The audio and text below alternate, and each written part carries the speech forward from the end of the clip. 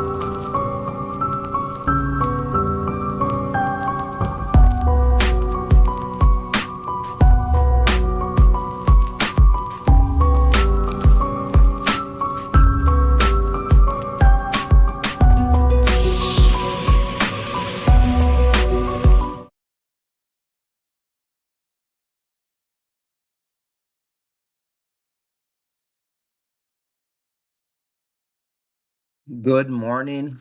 Good morning. Good morning. Good morning. How is everybody doing this morning?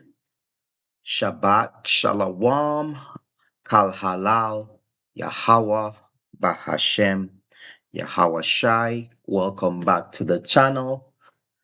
I am the Hebrew Jamaican Coolie, and I'm joined by my wife Ashley. And today, we're doing our best to keep a Bible study every weekend if we can. If not, we still just want to do our best as we can to bring out the message of the Most High to His people. We don't care how many people actually watch this video. And I mean, we don't care as in, we don't care about the numbers. Because whoever watches the video, this message is for you. This means that the Most High wants you to watch this video. This means that the Most High wants you to receive this message. This means that the Most High wants you to be able to receive this message. So we want to give all thanks, glory, and honor to Yahweh Bahashem, Yahweh Shai. You understand? Because without him, we wouldn't even be here today. But as you people have noticed, Everything has started to heat up in our society. Everything globally has started to heat up.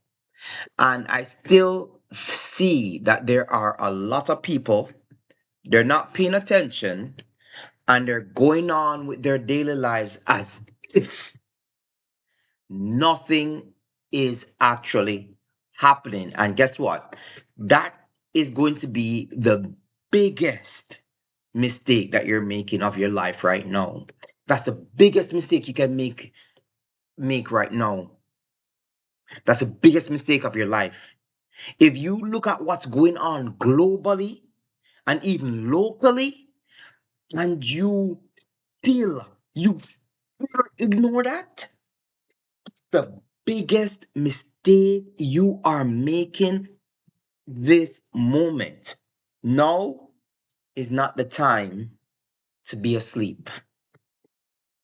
It is high time to awaken out of slumber because now our salvation is nearer than when we had first believed. Do you understand what I am saying, people? Right now, you need to be paying attention to what is going on globally. If you don't know what's going on, I'm going to show you right now. First thing I'm going to start with is let me do this first. All right? We're going to start with this first. Not this. We're going to start with this, right?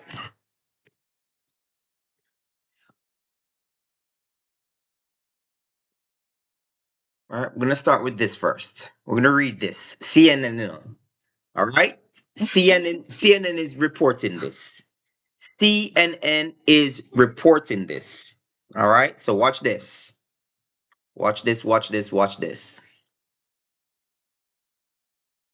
European Union citizens should stockpile enough food and other essential supplies to sustain them for at least 72 hours in the event of a crisis, the EU Commission has said. Why would the European Union be telling its people to stockpile at least 72 hours worth of supplies unless they were predicting a black swan event? And what countries are part of the EU? Um, Europe, Europe consists of United Kingdom, Britain, and I don't really know it much. In new guidance released Wednesday, the Commission stressed the need for Europe to shift its mindset to foster cultural preparedness and resilience. Yeah, sure. The 18-page document warns that Europe is facing a new retaliatory marred with risk and uncertainty, citing Russia's full-scale war in Ukraine, rising geopolitical tension, sabotage of critical infrastructure, and electronic warfare as prominent factors. Right now, if a lot of you people don't know, NATO has decided that it's going to put troops in Ukraine to fight Russia. And if a lot of you people do not understand what that means, I'm going to tell you what it means right now. It means that there's going to be the full scale war of World War III. That's what's going to be happening right now. The full scale war of World War III is going to begin right now. Right? So, if I were you people, I would start paying attention to what's going on right now because right now you're supposed to you see if other countries are literally Canada told its people a couple months ago, EU told its people. Why is it that America, at least United States of America, is the only country that has not warned its people and told its people to prepare and stockpile food? Why is America the only nation that has not told its people to stockpile food? Something is wrong. if a country is not willing to warn its people of impending doom. So I see that a lot of Americans, at least white America is waking up, but I see a lot of black Americans too. They're still living in la la land and going on as if daily life is going to continue on and on forever. How are you black in America and pretending as if daily life is going to go on forever and ever, and then pretending as if, we've been through this before? It's not going to be as before. It's not going to be as before. It's going to be far worse. Thinking that you can weather the storm just because you've been through storms before and not prepare for that storm is the most foolish mindset that you can ever have as a black person. You understand what I'm saying? That is the most foolish mindset one can ever have as a black person. In this day and age, if you as a black person look at what's going on locally and globally and sit down and say, I am going to just allow this to continue. I'm just going to live my life as if nothing is going on. I don't know what's wrong with you. You are simply foolish. You are simply foolish. And you need to get out of that dumb mindset. And I've said it before and I said it. That is a dumb and careless and dangerous mindset to have at this point in time. That's the dumbest thing you can do right now is to sit down and watch everything happen and not prepare for any follow. Like, oh, I don't have any money to pay for it. Yeah, if you have $20, I keep telling you people, I am Jamaican. I am Jamaican. I come from a country that's third world. You learn how to make food last, and you learn which food is cheap and affordable, and food that you can put down in your house. I've said it before. If you have $20, you can go to Aldi's. I don't know. It might be a little bit more now since things are getting more and more expensive. You can go to Aldi's. You can buy a full box full of 24 Vienna sausages, chicken Vienna sausages, all this for 20 bucks. About 24 come in the pack. If you do that at least every week for one whole month, you have 100 and something. Plus, there's cup noodles and noodles that you can still buy for under $10 or under $5. A pack, two pack, one pack here and there, one pack here and there. Week after week, you buy a pack or two here and there for you and your family. Get somebody else, get somebody else to help you buy these things. And I mean, like, get them to buy these things as well. And start preparing with you. Start linking up with people with a like-minded nature of this type of impending doom happening, and start preparing for the fallout that is to come. You understand me? You understand? The EU is telling its people to prepare for what is happening. They're getting ready to go to war with Russia. Russia will cut off its supply line to these countries. And guess what? There's going to be parts of Europe that is going to be in darkness. A lot of you people don't understand what comes with war now. When war happens, they're going to take the materials needed for war and put it to priority. Priority is to the war. So you not gonna have no lights and no water and no food, because all of that needs to go to the military to feed the men that are the front lines. Mhm. And not only that, you guys need to look at what happened during the Great Depression. A lot of Esau women had to go to work because their men were out at the front lines. They didn't have a choice. They literally did not have a choice. It was metal was scarce because everything had to go towards the ammo. Everything was everything was scarce, and they had to make a way. Even I think you can like look on YouTube and see like with the whole stocking situation. They didn't have materials for stockings. I think they were like putting eyeliner on their legs to like make the design of the stockings. Like things got really scarce up here. Like meat was scarce, everything was scarce. Unless you lived on a farm, then you had your own resources. But the majority of the world didn't have that. So everything was scarce up here at one time. Listen, people,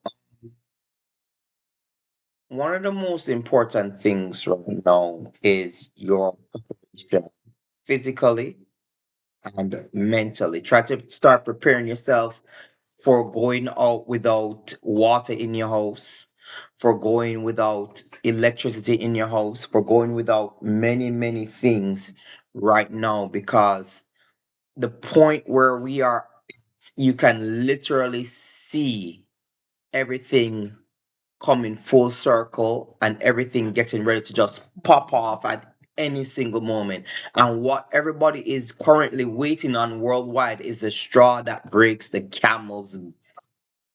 And guys, I suggest like to buy a lot of oats.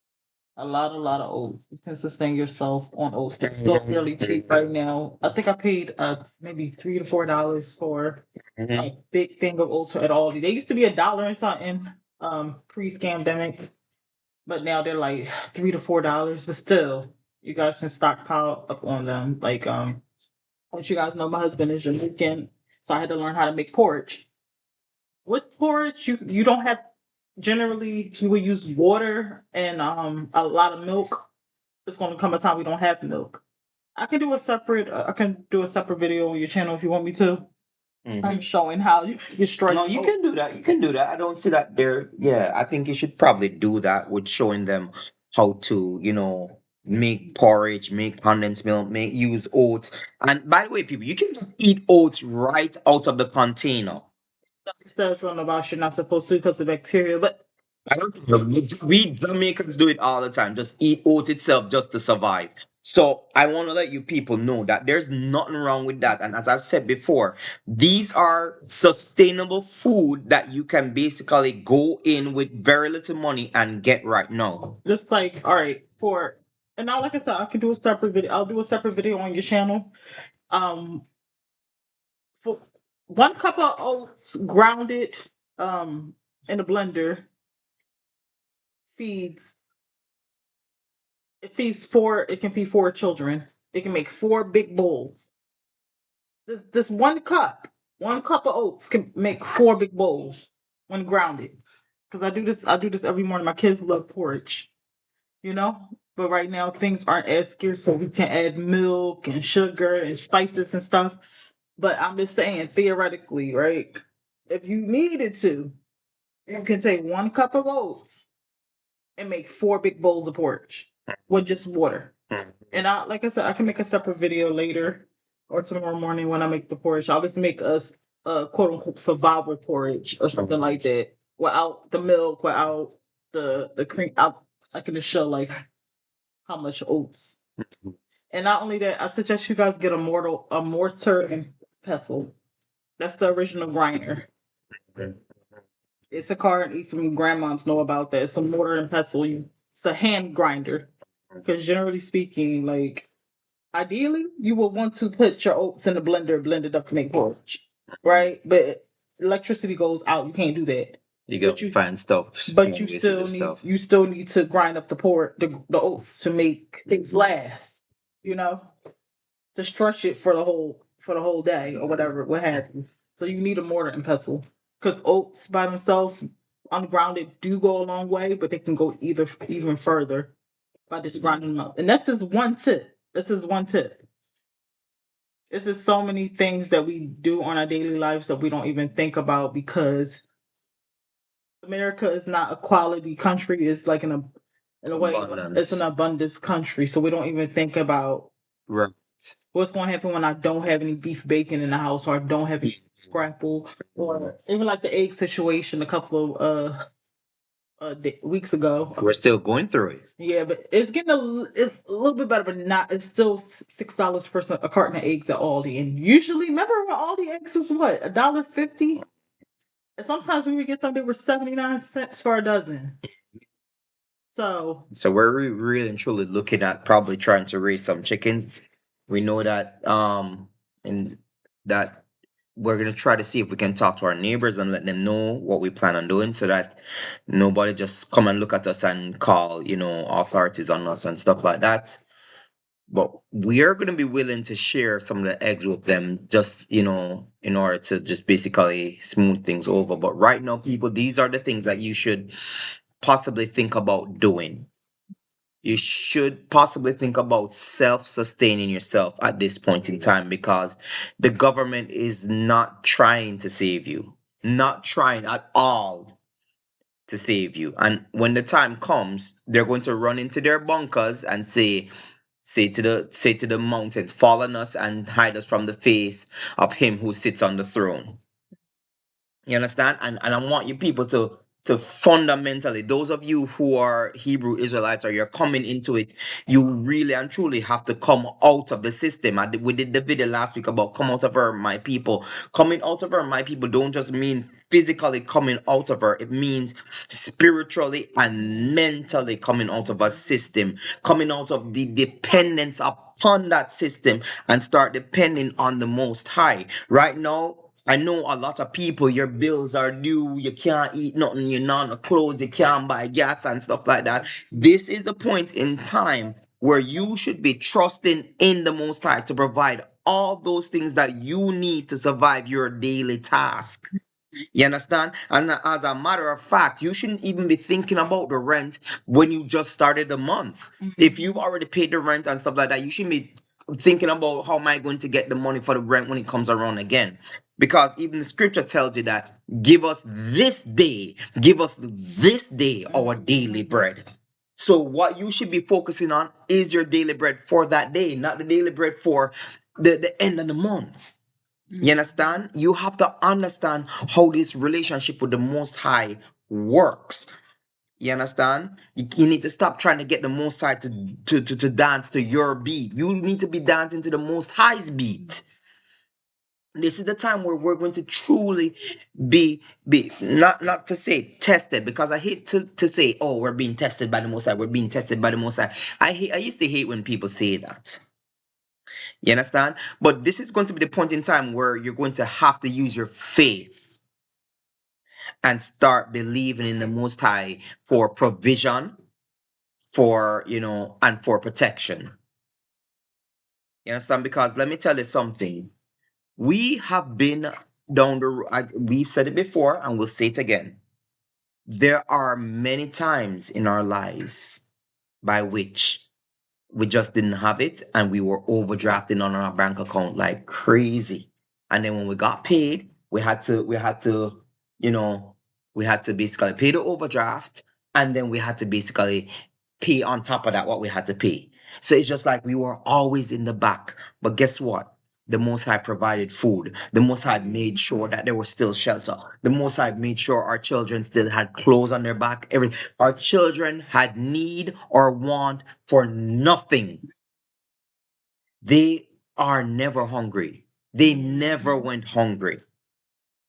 You understand? And they have brand new clothes. When the time comes around, we're able to get the brand new clothes for them while as they grow. We, some, even though we worry about it, by the time it comes, the Most High always provides a way in which we get the monetary resources in bulk to go and get the children what they need. Right? So ask yourself this question: how much do you actually trust the Most High? When are you trusting in the Most High only because he has blessed your pockets, he has blessed you with okay, I have a good job and stuff like that, and everything is going great. That is the blessing of the Most High and stuff like that.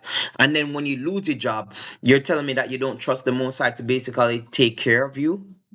Because we're going to come to a point in time again where we're going to be in the wilderness, which means we're going to have absolutely nothing. We're not going to have no house, we're not going to have no car, and we're not going to have no food or way to provide for ourselves to get our own food. So the only way we're going to be fed is if the Most High feeds us. The only way we're going to have shelter is if the Most High shelters us. The only way we're going to be protected is if the Most High protects us. That is where we go. That is what we're going back to right now. That is literally the point that we're going back to right now. Because once we go into that wilderness, that is where it's just going to be you and the Most High again, as it was before. Just him and his people, liming, chilling, talking, and dealing with stuff. You understand, people? That is the point that we're getting back to right now. And you need to understand that. You need to let go of this world. Even I have problems with letting go of this world and the proclivities of this world and the ease of this world and the many gifts of this world and the many what's the word? I can't Conveniences. conveniences. Thank you, darling. The conveniences of this world. Even I have a problem letting go of those things. You understand? But guess what? I look at it and I'm like saying, I'm trying to prepare myself to let go. I'm doing my best mentally to let go. Because, my wife and I, we talk about all the time about how things are going to happen. We're just going to have to drop everything that we're doing, put on our shoes. If we can put on a shoe and step out and get whichever angel is sent for us and our family, we can't go back in the house. If we have our shoes on and we're outside already, we just have to go. We just whatever clothing we have on ourselves, we just have to go with that. We're not allowed to grab nothing else. Remember, in the scripture says, "Let not he that is on the rooftop go and get what's in the house." So if you're outside and the angels them come and say, "Yo, time for go, let us go," you have to literally Leave your life behind. leave everything. Even if you had stockpiled the way that many of us have stockpiled, many of us preppers have stockpiled and getting ready for the fallout and stuff like that. If the angels come and say, "Come on, we have to go," you have to let that go, because probably it's gonna be for people who are left behind and they find a house and they're going to wherever. I would say where it is, and find your stockpile, and they have to live off of that. And we're talking about our people that are awakened after we have left, because it's not everybody that's awakened right now. There are many people who are still sleeping in this delusion. There are many of our people who are still mocking, still scoffing, still don't give a damn, still don't care that when we are gone, they're going to be awakened, but it's going to be too late for them. They are left behind. It reminds me of, remember the Justice League at the end of Nightcrawlers, the Night Terrors. The night terrors. Yeah, yeah, yeah, remember yeah, yeah. It was just rescued from the night. Oh, yeah, yeah. When they were in the house and stuff like that. Yeah, yeah, yeah, yeah, yeah, yeah, yeah, That's what yeah. it's gonna be. It's literally That's gonna what's be gonna like be that. like. Yeah. That who saved them again? Who saved the family? Was Superman or it was? Let's look and see. Let's look and see. If you want,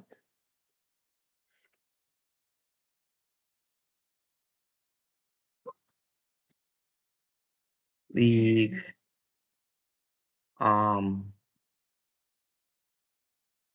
family gets saved from Nightcrawler, Night Terrors. I forgot what they were called. I think it says Batman. I think it was Batman that saved them. Superman. I think it was Superman. What was the name of the movie? Justice I think it League. was Justice League. I should put movie. Right. Because remember, she had to fly. I think it was Superman. It wasn't Batman. Was it? Whoops. Sorry. I think it was Superman.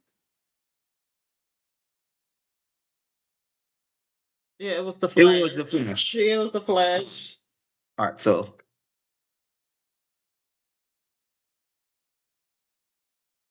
I put my Muted.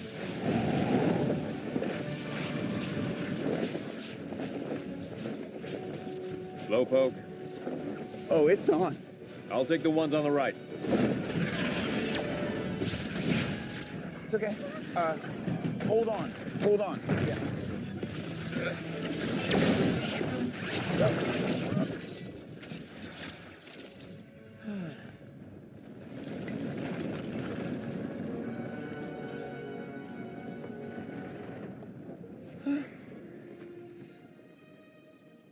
Dostoevsky.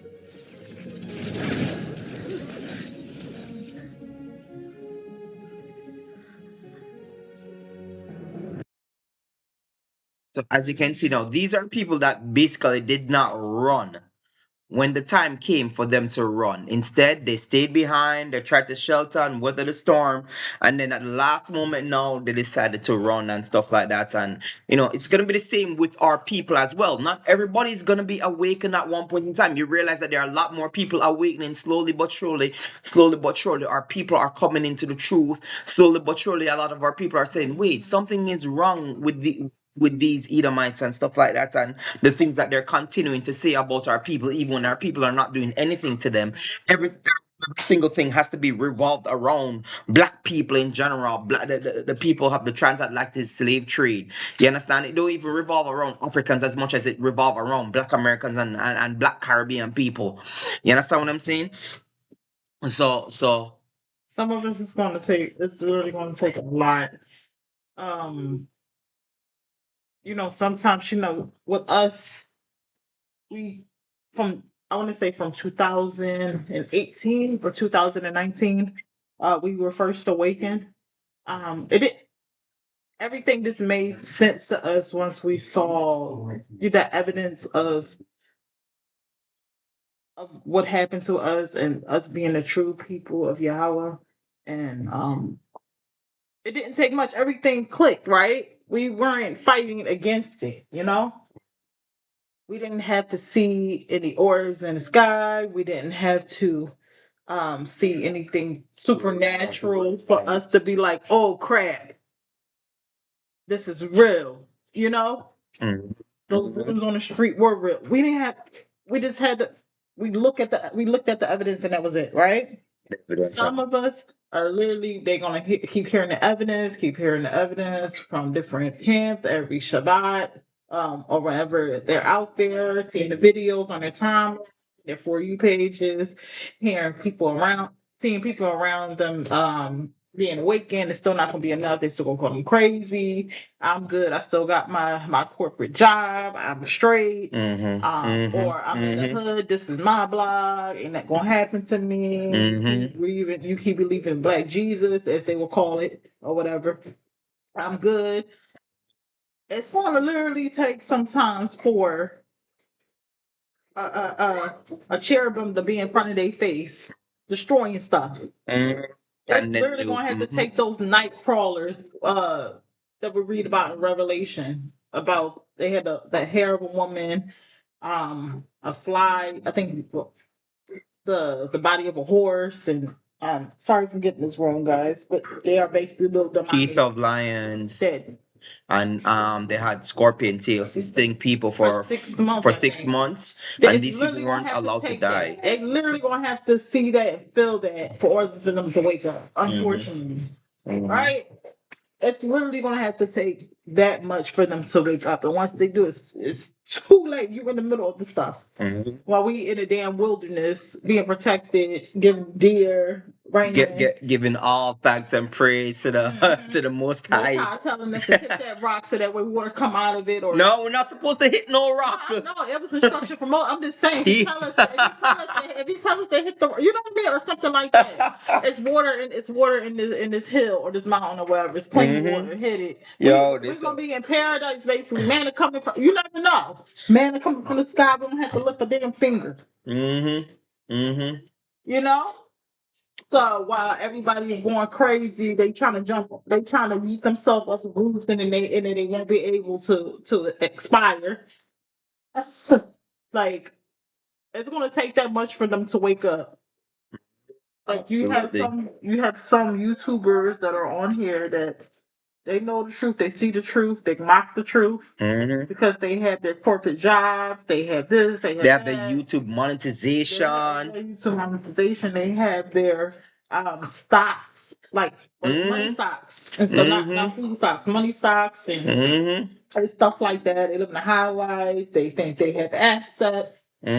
And when the dollar eventually does drop, when that bubble does eventually pop, money is not going to mean a damn thing. even when they get, even if they do, I believe the mark of the beast is literally that chip that's coming around. Mhm. Um, It's not just as chipping up because it says that if you have the the number of let's go through it, right? yes, Let's go through it right now. yeah, but I believe that they get that, and even when they get it, the cost of the cost of living is going to be so high it doesn't even matter. What is it, 1/4 week for a denarius? So even if they get that chip, they're not going to be able to afford nothing. So okay. All right, so let's go through it. Revelation 13, 6 to 18. And he calls it all, both small and great, rich and poor. So nobody don't mean you see all these super elite people. You're going to be in the same position as the poorest man alive. Mhm. You are not going to be on top when that time happens, and that's what they're thinking, and that's why they're trying to crash the system so that they can build this system for the Antichrist, so that when he takes over, oh, I'm gonna be ruling with the Antichrist. I'm gonna be on top with the Antichrist. I'm still gonna be above these sniveling worms, these peasants with the Antichrist. Or I'm just gonna follow the law so that way. Despite what they always say, he I should have, should have been. you should have. Oh, this don't comply. Well, you just comply then. And Yeah. see, you go down to the food line and try to Mm-hmm. get some bread, Mm-hmm. and you have to pay $500 for a loaf of bread.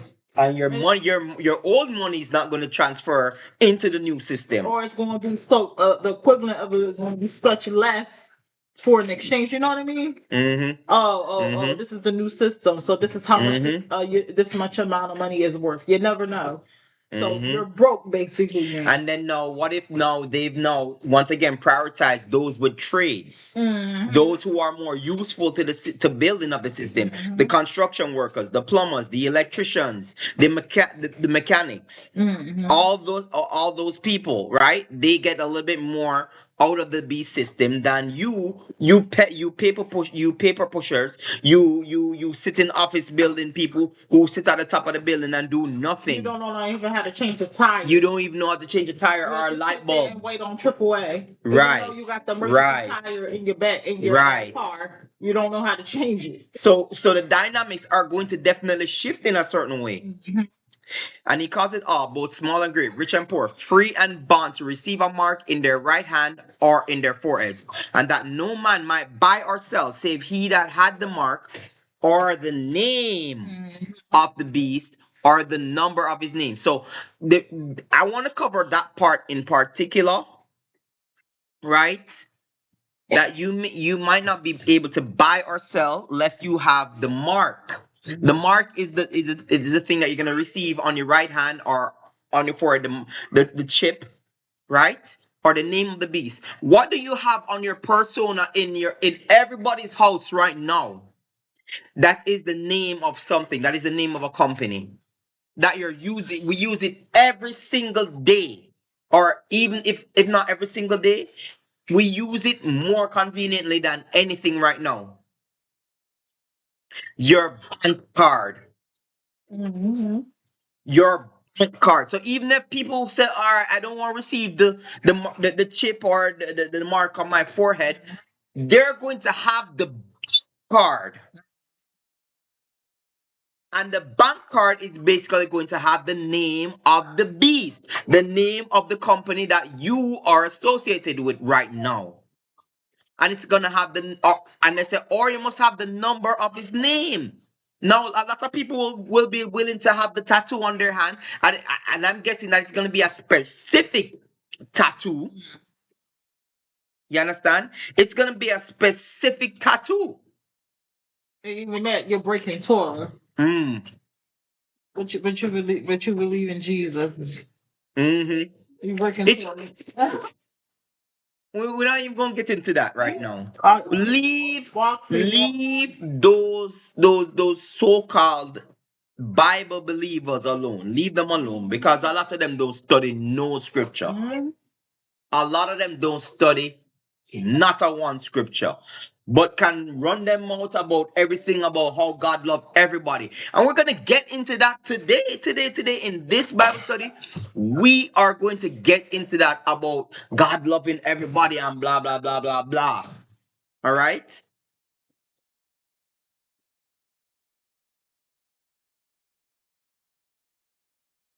Okay, we are going to be getting into that scripture today, right now, right? So I want to start. I want to start with a dream that I had right this week, and I can still remember it vividly. And in the dream, right, I was basically standing in a backyard, and I told this dream on TikTok. I was standing in a backyard, and while I was standing in the backyard, an airplane, it basically flew really like super close to me and crashed in a neighbor's backyard. I want to show you like just something similar, but not really similar, right? If you look at this video right now, right? If you look at this video right now, okay, you can still see that the plane is at a distance. But let me tell you something. I'm hoping that I can magnify this video. I don't know if I can. Oh, sorry. I guess I can't. I guess I can't magnify the video, but I was hoping that to see if I could. I was hoping to see if I could magnify the video, right? But the plane was 10 times. The plane was so close. I was literally under that engine of the plane. I was literally underneath the engine of that plane, right? I was looking up at the engine as it flew over me and crashed into the neighbor's yard. The minute it crashed, my wife came out to me and she said, "What happened? What happened? What happened?" And I said to her, "A plane crashed in the backyard." And she saw the fire, she saw the smoke, and you know, the place was kind of foggy too, you know. And as I was telling her that the plane crashed into the backyard and we were looking at the fire and the smoke, another plane came towards us as if it was going to crash into us.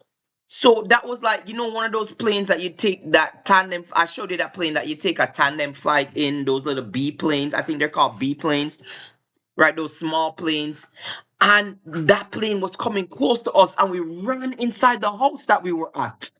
And then when we ran into the house now, there were like a bunch of people in the house, different ethnicities, but mostly black and white people.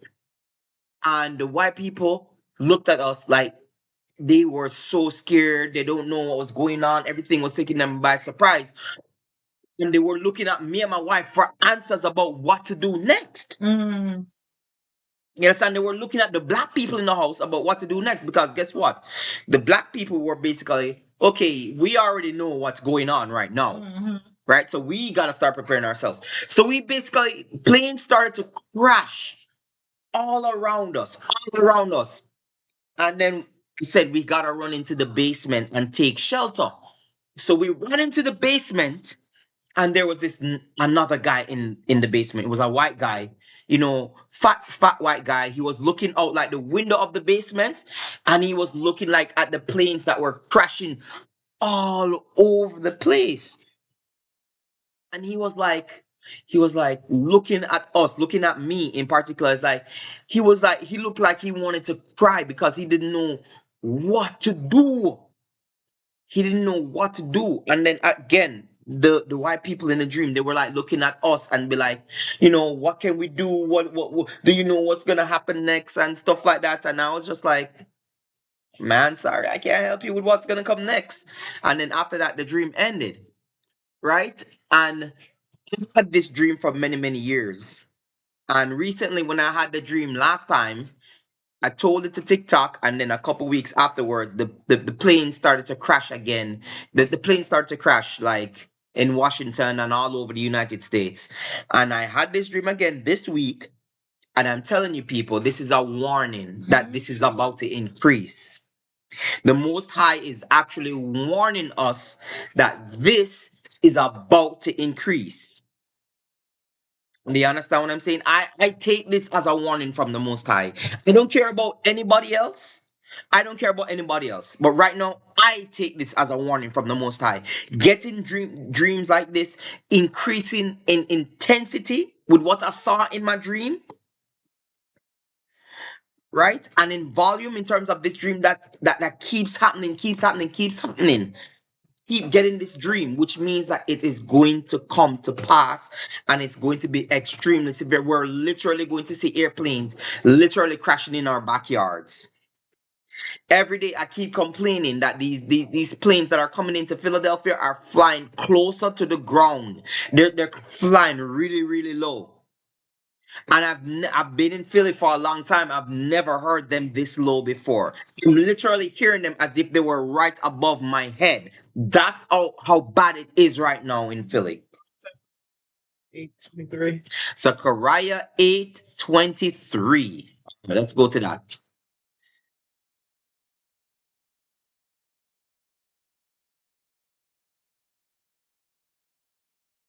All right, we're gonna look at Zechariah 8:23. No, I didn't say Isaiah, I said Zechariah.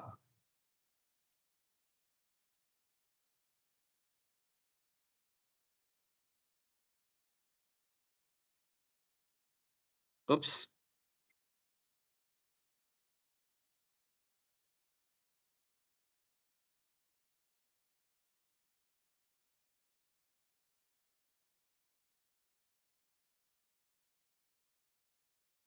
All right, Zechariah 8:23.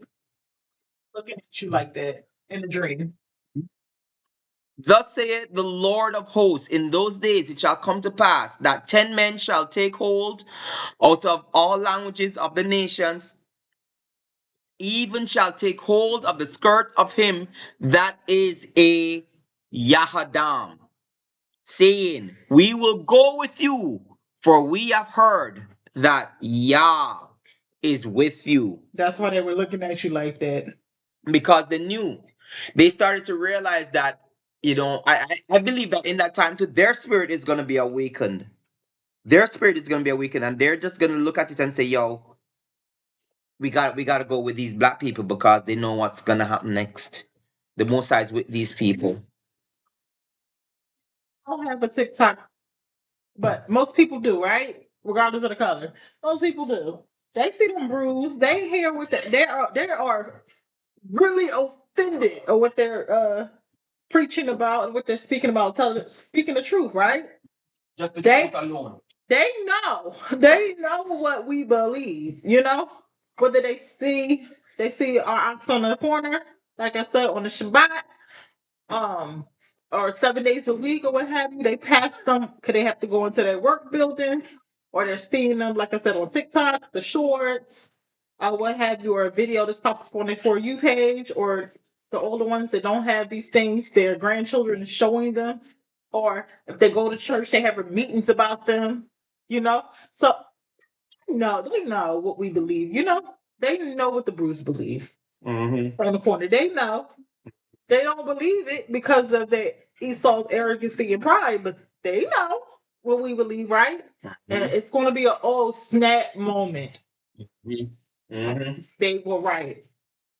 That's why I tell you, like, even right now, a lot of people who believe, I don't believe that they believe with sincerity, but they believe because they're trying to save their own lives.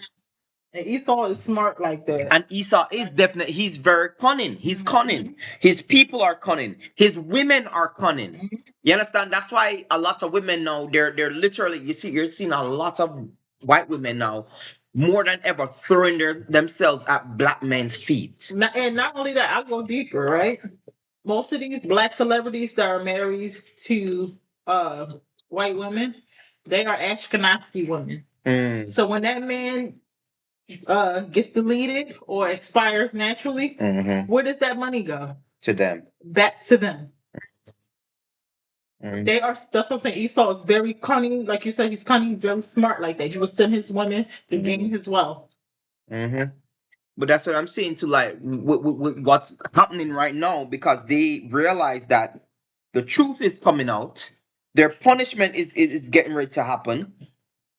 And not their punishment is getting ready to happen. They have to start cleaving. And they know that they have to cleave in order to be saved. They know that. Now, why do you think you see a lot of white people now on TikTok start talking about the evil of their people and stuff like that? You think they're really and truly doing this out of sincerity, or doing it because they want to be saved? And they're trying to pull out your empathy for them, for saying, oh, this white person should be saved because all of a sudden now white people are talking about other white people and stuff like that. Why weren't they doing it in the midst of it? There were a lot of white people who literally lost their lives trying to help black people. And it was a very scarce amount of white people. And it had to be white people who even had monetary resources to do what they did in order to help black people.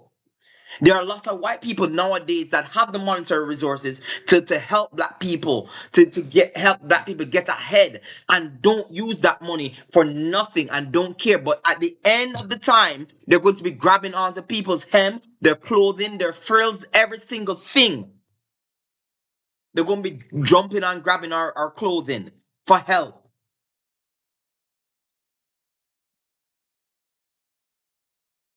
You understand what I'm saying?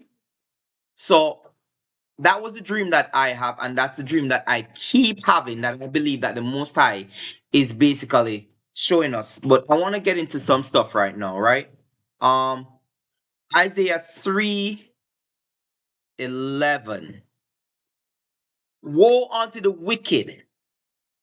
It shall be ill with him, for the reward of his hands shall be given him. You see, we've not talked about for a very long time about the wickedness of what white people have done. We've not talked about the punishment. You see, and a lot of these black Christians about, oh, forget about what was done to black people. As if there should be a punishment to happen to these people. As if they shouldn't experience punishment for what their ancestors have done to our ancestors, as if it was not wicked what they did and what they still do to this very day to keep black people at the bottom of the totem pole, and won't leave black people alone whenever they climb up out of that ditch and grave that they dig and throw black people into. There should be no, it boggles my mind, right? That you have black YouTube creators that will come out and talk all manners of evil against Hebrew Israelites, against black people in general, but will not fix their mouths to say anything about white people. It's as if white people can do no wrong in these people's eyes. I've never heard any black YouTube creator, right? Talking about even the smart Christian. I've never seen that man made any video about negative video about a white person. Never. But I've seen videos of him talking about Hebrew Israelites, him talking about other black people, him talking about many people that are not white. But the cowardice of not being able to talk about the wrongs that white people do or are still doing. And not only that, right? You can go and ask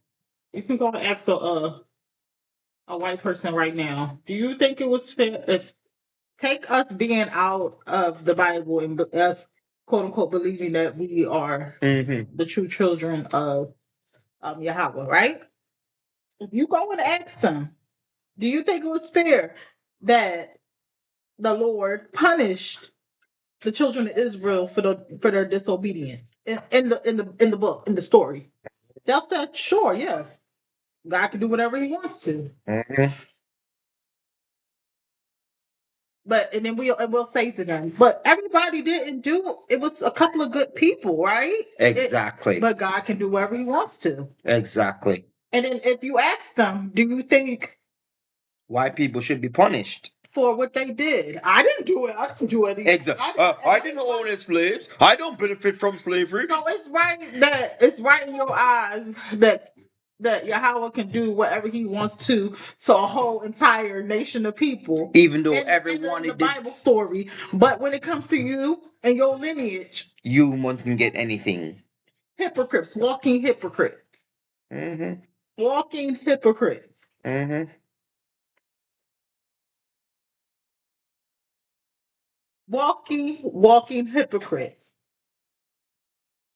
And that's the thing. When you're talking to them, I forgot the Bible verse. It says that words are smooth as butter, but war was in his heart, right? That Esau, he can talk his way out of any single thing. And because how he pronunciates his words, it makes it sound correct and it makes it sound good, right? Wordsmith. Wordsmith. He's a wordsmith, right? But if you just straight up and ask them, if you straight up and ask them that, or if you ask somebody that is, a quote unquote Republican, what have you, if you just ask them that, right?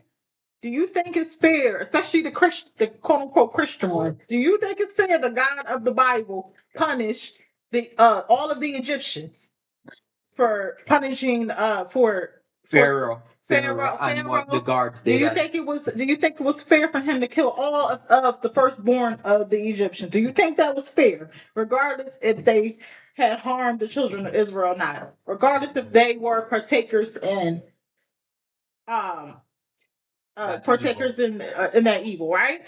If you go and ask them that, like, yeah, God is fair. I mean, he can do whatever he wants to. So you don't think it's fair? So you think that's fair?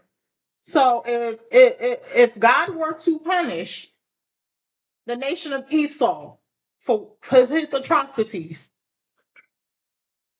on the children of Israel, is God fair with doing that? Is he right? You'll get a humming from them. You will. You have to ask these Black and white questions. No, you have to ask the black conservatives that. You have to ask the Because black all of a sudden it's not right. We should love everybody. God loves everybody. God is a God of grace. And then He they'll has start forgiven twisting the everything. Bible, saying, but it's different now. We're under the New Testament. We're under the Even though the Most High said that He's going to punish the Most High, even though the Most High said He's going to punish. My brain melts sometimes watching these videos. Like I can see the eyes on the corner, like they want to explode because of the stupidity. Even though the Most High says He's going to punish people. You see, that's the thing. People literally think that it's only like individuals are Like being it's a punished. new film because we're on the quote unquote New Testament.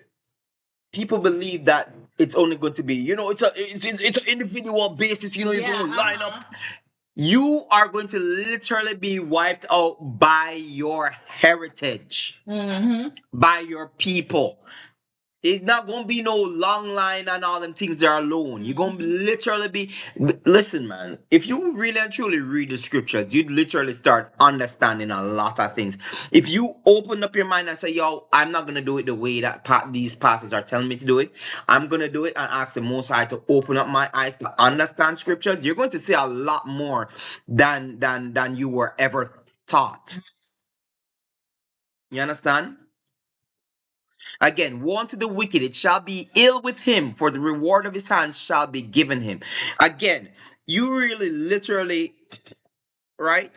Okay. All right, let me just say this. Let me just say it this way.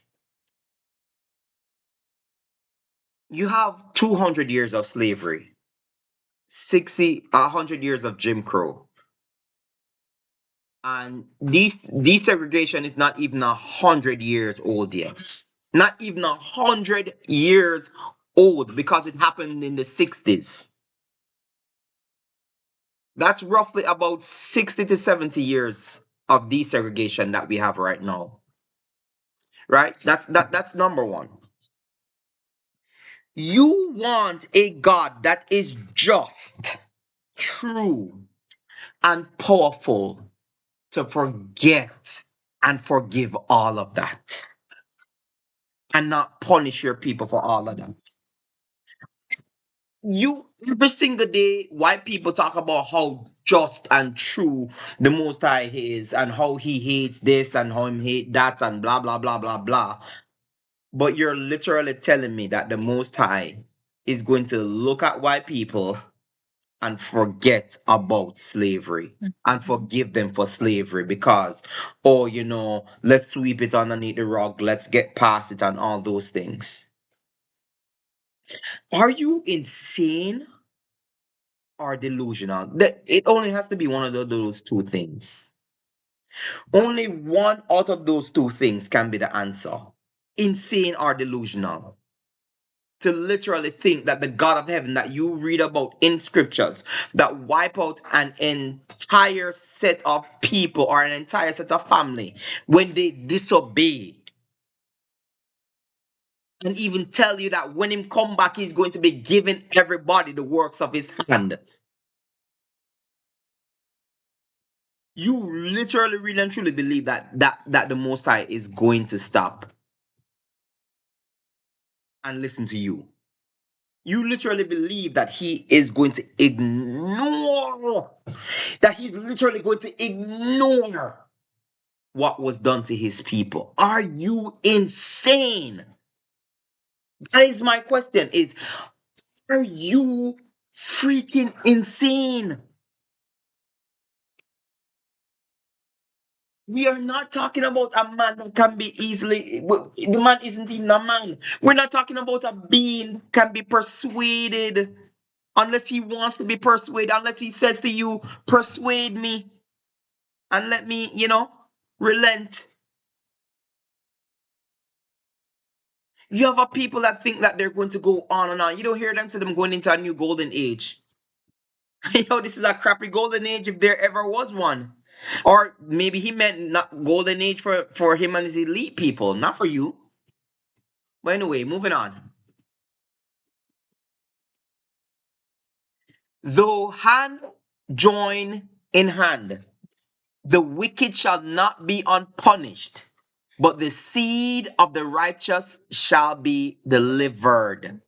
Again, no matter how much you people join together to destroy the people of the Most High, you will not go unpunished. It will not be so. You're not going unpunished. It don't make no sense. It does not. I keep telling people that's why I don't believe in evolution, because evolution don't make any sense. You have people that are wicked on the earth, doing all manner unspeakable evil to people, causing distress and worry and pain upon majority of the nation. And you're telling me that after these people die and after what they've done, they have no punishment to receive? That's what you want me to believe in evolution, right? Oh, the strongest will survive. So it's okay if I do all these evils and stuff like that because nothing will come out of it. That's literally what you people are telling us when you talk about evolution. That there's no punishment for what these evil people have done.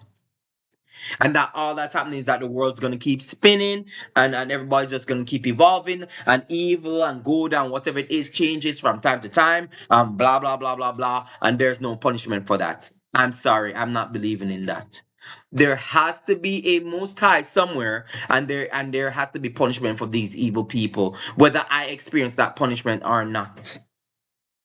I mean, whether I experience their evil or not, there has to be a superior being that is going to punish these people. A superior being who is not swayed by money or power because he has his own to rule justly. I did a video on we did a video on George Foreman passing last week. He had a 300 million net worth. Not a dime could he take with him to the grave. And then now he's going to be before the throne of the Most High when the resurrection happens. Not a dime can be used to bribe the Most High. Not a dime, because He created it all. All the minerals, He created it. There's nothing that you can give to the Most High that He does not have. You cannot sway justice. There will be no pain for no lawyers when that time comes. No big shot lawyer to argue on your behalf. Will have to argue on your own behalf. You will have to stand before the throne of the Most High and deal with all of your transgressions, not only in your own personal life, but of the transgressions that you've done to others. That's why I'm saying I don't believe in evolution, because there has to be punishment for these wicked people in our society. People who you pay into insurance and you're denied the very thing that you're paying for. Why are we paying for it? Why is it illegal to not have something that you're paying for, but you can't even have it even though you're paying for it? That is literally theft. It is.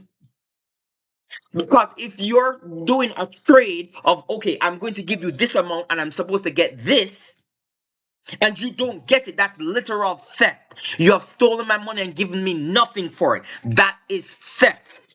There has to be a being to mete out justice upon people like that. It's so crazy. I used to work. I worked in several hospitals before I met Kamani, right? And I witnessed the doctors on the phone with their insurance companies, not wanting to pay for surgery that this patient needs desperately. They're limping, they're, what have you, right? They need the surgery, right? The insurance company is not willing to pay for it unless the patient is damn near dead, or it has to get to this particular point, right? Right? The doctor is literally giving evidence, actually sending in pictures, sending in, health information, saying this element is progressively just getting worse and worse and worse, right? And it says still not worse enough for the surgery To require insurance. So let me ask you people this question. All right, let's go back to the insurance guy that was taken out, right? Let's go back to that, right?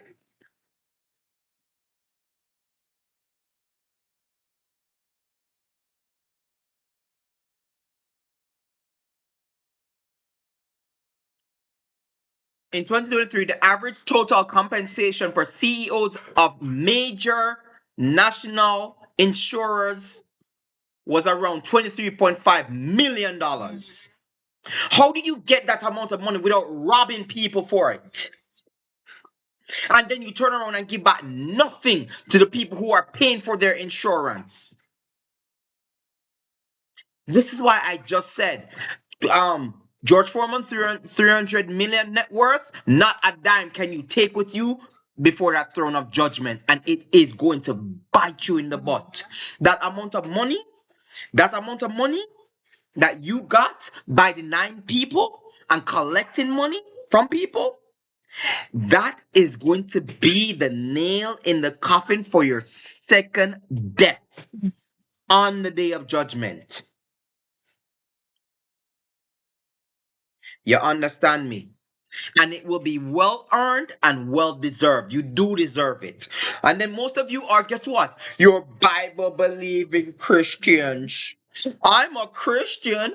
I follow Jesus, but I rob people of their daily right to have insurance for health. Even though they pay for it, I deny them. And then you people are so cowardly. You people are so cowardly that you don't even face your own clients on the phone. You don't face the people that are paying for those insurance. You put little low level people that you pay peanuts for to be on that phone to receive the anger on the next end of that of dealing with this business. This is how cowardly you people are. You know that what you have done is wrong and you do not want to face the consequences of it. But guess what?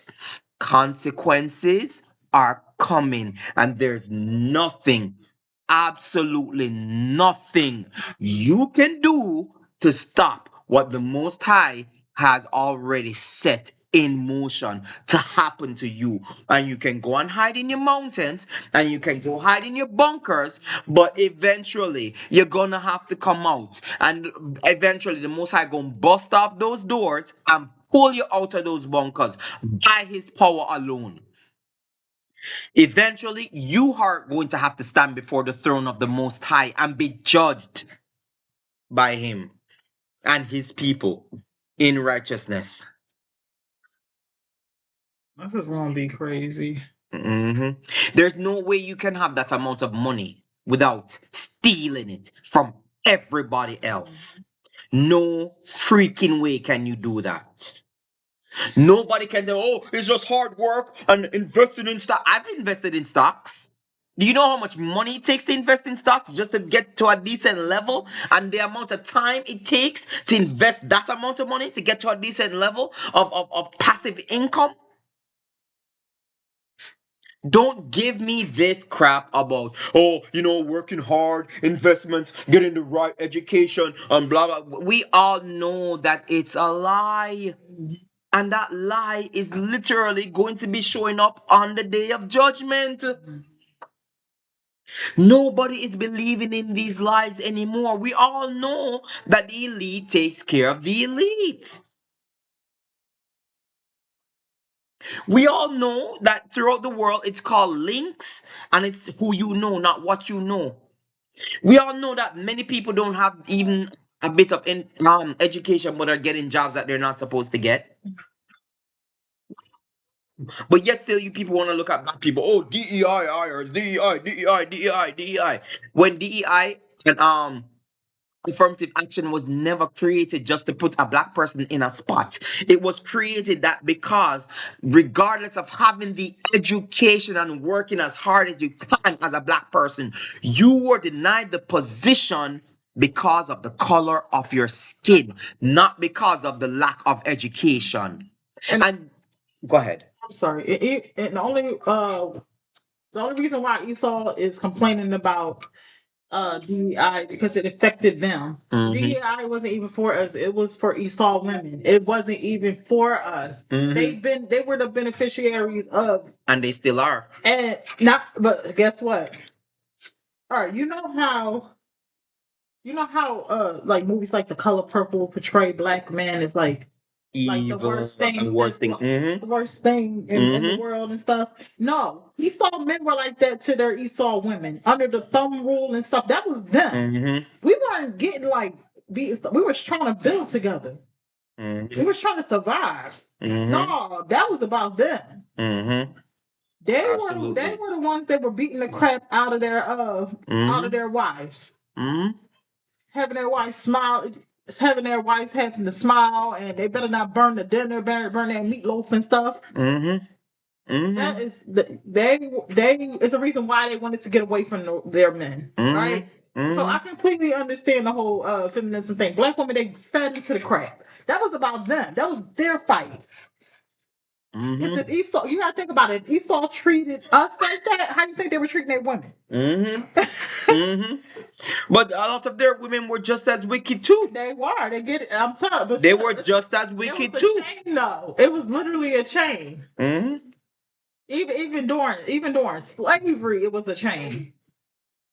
They were graping us and producing children with the light-skinned children with us, and right? brought them into the big house And brought them in. Your husband cheated on you with somebody that you think is inferior to you. Somebody he said that was inferior. And you can't have kids yourself, right? And he had a child by that slave. Can you imagine that? And brought the slave into the house. The Amalekites always had a problem with fertility and stuff. Like even right now, I think this is the lowest like fertility rate for the Amalekites. That's why they're pushing interracial marriages and relationships now more than ever. They're pushing it. For the last 3 years, I've been complaining about seeing all these damn commercials about black women and white men and white women and black men. You're not you don't see any commercials with just black couples. Even at like when we passed the bus stop, we're in the car, like Mm-hmm. Even when billboards, you see the billboards, bus stop signs. uh-huh, on the back of the bus. You understand what They I'm saying? realize that they are being wiped out. They're It's they're the they're dying reverse. out. It's the reverse. What they did to us, we're doing. You gotta think about it, right? That is crazy. And they always had a problem. Even like I said, even in slavery, they always had a problem with fertility. It wasn't us that needed fertility clinics. Mm-hmm. We yeet our babies a lot. We go to that clinic and yeet our babies. That's why eugenics was allowed. Yeah. That's why you had eugenics to make us yeah. That's why you have Planned Parenthood Mm-hmm. Mm-hmm. to call the numbers of the Black Kingdom Black women to don't know get how rid deep of this us. goes. They don't know how deep it goes. They don't care. They don't. And they're stupid about it, you know? And you try to tell them they don't want to hear it.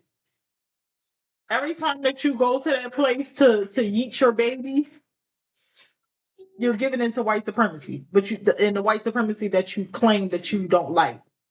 Mm-hmm. You're partaking in it. That's something to think about. Y'all are partaking in it. Mm-hmm. Absolutely. Absolutely. It ain't the main ones fighting on Black Lives Matter Yeah. protests and stuff. Yeah. But you yeet Black your like baby. but you're breeding with the wrong type of black men, right? You're mocking black men and causing black men to go outside of the Black Kingdom. And then you complain when they do. Or better yet, or they're having their sassy best friends around them, right? Yeah. And you're encouraging more and more black men to be sassy, yeah. to sassy effeminate. Mhm. And then when black men are correcting you, you call them names. And we know you know the names that you call them. Names that Esau made up to gaslight you. Exactly. Those same exact names. It's like y'all don't realize y'all playing for the wrong team. And y'all You're don't you're being the right hand of white supremacy, Yes. and have been for a very long time, and still want to be that right hand of white supremacy. Talking about Democrat Party or Republican Party, none of them don't care about you guys. And I've said it before and I'll say it again. Did you honestly, really and truly think that the powers that be was going to allow Kamala Harris in the White House? That's crazy part about it. She's not even Israel. She ain't one of us. She died. Right? Did you really and truly think that the powers that be was going to sit down and allow her to be in the White House? Because even if she's not Israel, she looks too much and she talks too much like us. She mimics us too much. So that would be a quote unquote Representation of us to them. You really and truly think that they were going to allow her to be in a office? representation of us to be in. They already, Obama is a man. That's a difference. But to allow a woman, did you really and truly think they were going to allow that to happen? And I know a lot of you do, these people voted against us and stuff like that. People could have voted for her 100%, and those elections would have turned out to be something different because they were not going to allow it. And even if they allowed it, she would have been removed in a certain manner. If you understand my words, She wouldn't have been there for long. she would not have been there for long. That's something that you rebellious black women can't seem to grasp in your tough heads. You're still into this mode of rebelling. And I told it before, when you people wake up and you actually even join us in the wilderness, don't think that you're going to be able to bring your Jezebel attitudes with you. Whether it be subtle, passive aggressive, or straight out blunt and harsh, you will be literally removed and taken out of existence by the Most High Himself. That is what He has promised. He said that He will remove the rebels from amongst us. Let me tell you right now. Because you people think I'm joking. Right? Watch this. Watch this scripture verse. right? Ezekiel 20, verse 38. And I will purge out from among you the rebels and them that transgress against me. You women who love to be loudmouth, ratchet, stuff like that, when you wake up to the truth, you still want to be ratchet, you still want to do all this type of stuff. And oh, I'm in a place of safety. I don't have to worry about no white people, but you're carrying all of that mess with you, all that Jezebel nature with you. Loudmouth, rebellious, and as a matter of fact, you don't even have to be loudmouth. Rebellious. You don't want to be talked to. You don't want to hear anything. You don't want to be instructed. You don't want to listen. You want to do whatever you want to do. You will be purged out from amongst Israel. Meaning the man is going to take your lights out. You're not going to be. See, listen. And I will purge out from among you the rebels and them that transgress against me. I will bring them forth out of the country where they. Meaning that, he's going to take you away from those people being able to harm you, right? And they shall not enter into the land of Yasharal. And ye shall know that I am the Adonai. You understand what I'm saying? So, all you women who love to be rebels, run your mouths, do certain things, say things out the side of your mouths. You understand what I'm saying? Because a lot of you feel like your education and this condescending tone, this attitude, this that is going to be allowed. It is not, and a lot of you still carry that into the awakening. And I see it a lot on TikTok. I see it a lot on TikTok. It's like they can't take correction. You gotta, you have to be. I forgot the Bible verse. You have to dumb yourself down. You have to be as one. I forgot the Bible verse. It'll come to me. You have to be like as one that knows nothing. You know, Mm-hmm. When you're coming into the truth, right? Mm-hmm. Right. And they have the pride of Esau. How they talk. How they don't realize it's they're Still arguing with men, even though scripture says that it is not your position to be teaching anybody. You're trying to usurp authority over men on TikTok, men who are actually teaching. Stop trying to usurp this authority because you are in error and you're transgressing against the Most High when you do that. But you still want to carry this Jezebel spirit. Oh, you know what? I'm highly educated. I'm studying. Everybody. Oh, this guy don't know what I'm talking about. Let me go argue with him and stuff like that. Shut your mouth. Learn to shut up and save your life. There's a scripture that says, he that learn to keepeth his mouth keepeth his soul from trouble. I can get that for you right now too. You understand? Shutting up is a great thing to save your life.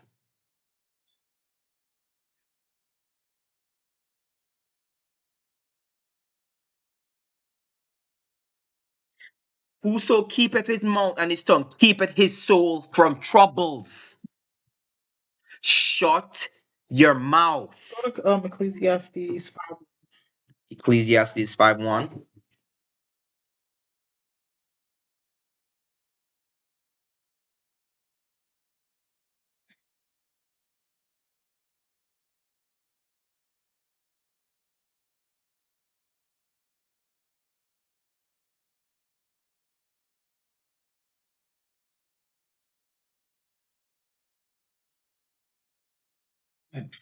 Keep thy foot when thou goest to the house of Yah, and be more ready to hear than to give the sacrifice of fools, for they consider not that they do evil. Shut your damn mouth. And that goes for the pookie children that never had to take correction in their Right. goddamn life Right. at all. Again, let's go back to this again. You think any Pookie's gonna be with us? You Pookie's not gonna be, you ratchet Nisha's not gonna be with us. No ratchet Nisha's gonna be with us. No Pookies, no Ray Ray's gonna be with us. It's gonna be peace. It's gonna be peace. We ain't gonna worry about stepping on the street and men calling to our daughters or trying to you send your daughter to the corner store and you have to worry about men being there touching up on her, grabbing her by the arm and stuff like that. Huh? I will purge out from among you the rebels, and them that transgress against me. I will bring them forth. You will be of Babylon, you will be taken out. You will be saved out of Babylon. But you think that you being saved don't mean that you don't have to change or don't have to behave yourself. And guess what's gonna happen? The Most High is gonna take you out of the camps too. You're not going to be able to go any further than that. All right. Moving on. Where are we? This is for all you people that keep saying that, oh, God loves everybody. Time and time again in the scriptures, the Most High has to prove, or not has to, the Most High has proven that he don't give a damn about the rest of the nations. His main people is Yasharala. This is Psalms 147:19-20. He showeth his word unto Jacob, his statutes and his judgments unto Yasharala.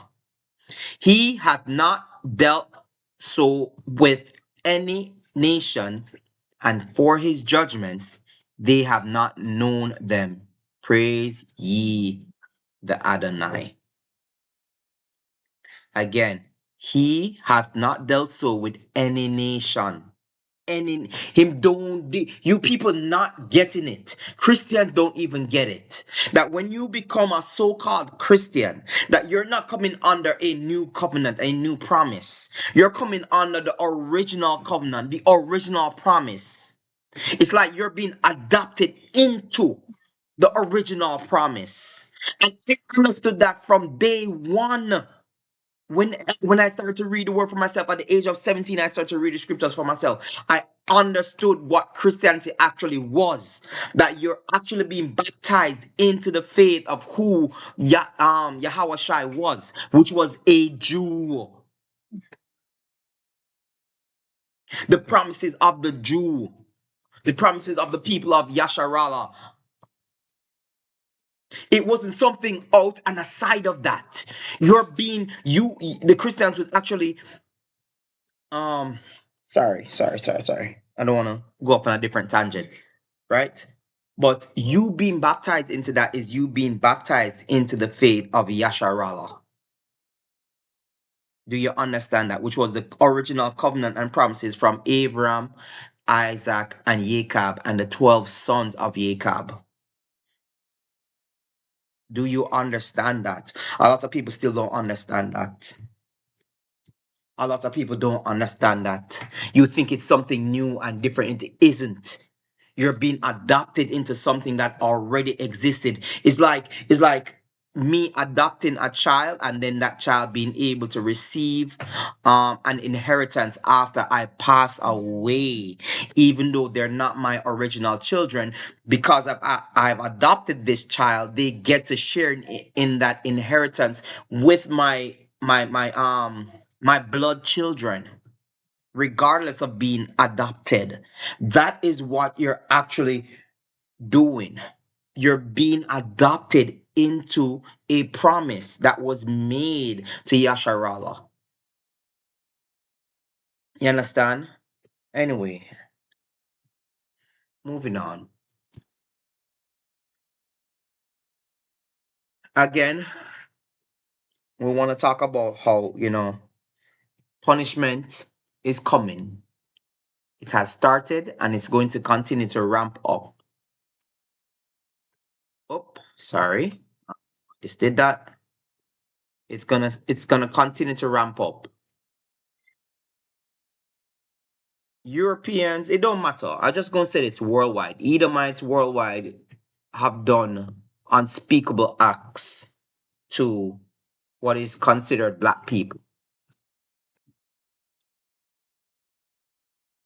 Remember, Psalms 137, 7-9 says, Remember, O Lord, the children of Edom in the day of Jerusalem, who said, raise it even to the foundation thereof. O daughter of Babylon, who art to be destroyed. Happy shall he be that rewarded thee as thou hast served us. Happy shall he be that taketh and dasheth thy little ones against the stones. People say whenever you say this verse and stuff like that, you're evil, but are silent whenever you talk about the evil that white people have done and talk about how it's in the past. But when we talk about the present evil with people being killed in their own homes by so-called the gang that is known as police officers, where they're given authority to break down your door and they can break down in the wrong house and take your life and get off with absolute immunity. And we shouldn't be talking about that either, right? You literally think that the Most High who is in heaven, I think a lot of people are not grasping the type of superior being that we are dealing with. You're dealing with a being that with a snap of his finger you can turn to mush. He does not reason as man reasons, nor his ways are ways. And people are still fitting him into a box that he has told you that he does not fit into. And you can continue to go ahead and do that. Well, she got gonna be like on a cloud saying, "Come on, come on, this the world is ending. Come on, this everybody, we're just in the air and hugging and this saying bye bye world." No, he's coming back with blood on his garment. Mm-hmm. When he's coming back, he's coming back. Mm-hmm. Mm-hmm. Absolutely. It's not gonna be no music playing in the background, hearts and stuff. Mm-hmm. And it's not gonna be this melting pot of people where it's like, oh, you believed in me, you believed in me. Even though you were just now eating bacon for breakfast, you believed in me, though. I can smell the bacon on your breath, but you believed in me. That's all that matters. Mm-hmm. Everybody else didn't believe I was real, but you believed I was real.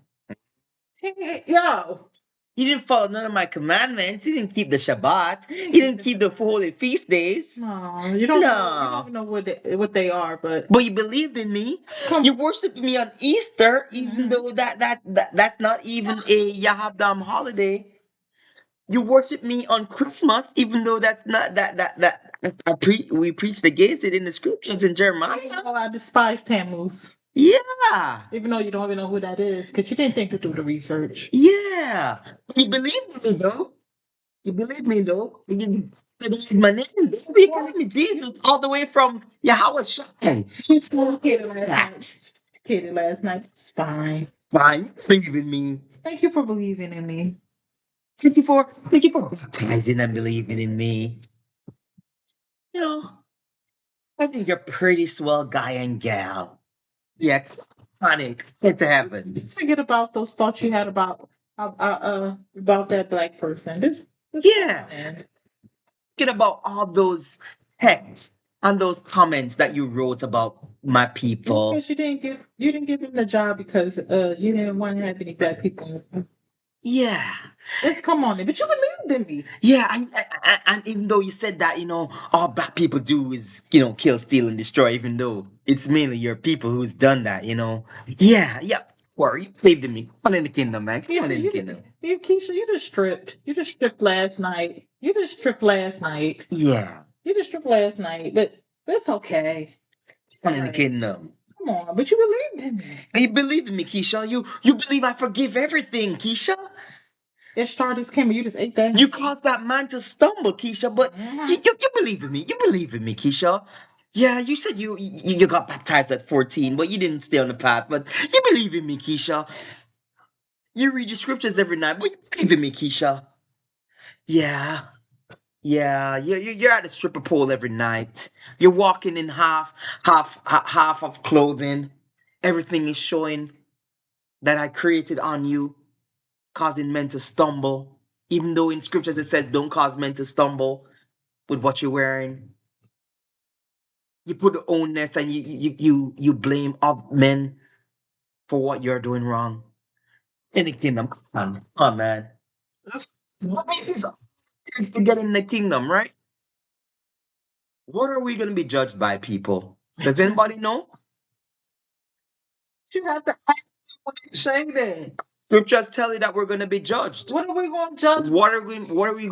Oh, it's going to be judged by the standard by which everybody. Okay. Works. So what are your works? No, not even that. What is the standard of works then? Because everybody's gonna have a different standard of works. Exactly. What does So does that mean that everybody will be judged on their own individual standard of their works and what the Most High thinks that their standard is and if it's okay? Because if by that standard, then a lot of evil people in the history of the world thought that they were doing the right thing by wiping out people, etc., etc., etc., and that they were doing right by the Most High.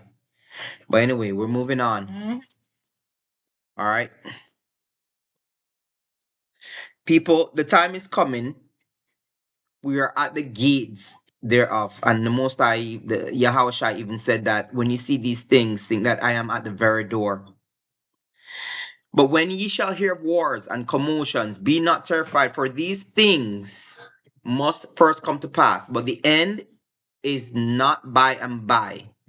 Then said he unto them, nation shall rise against nation, and kingdom against kingdom.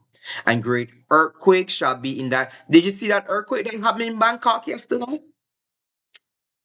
Did you see it?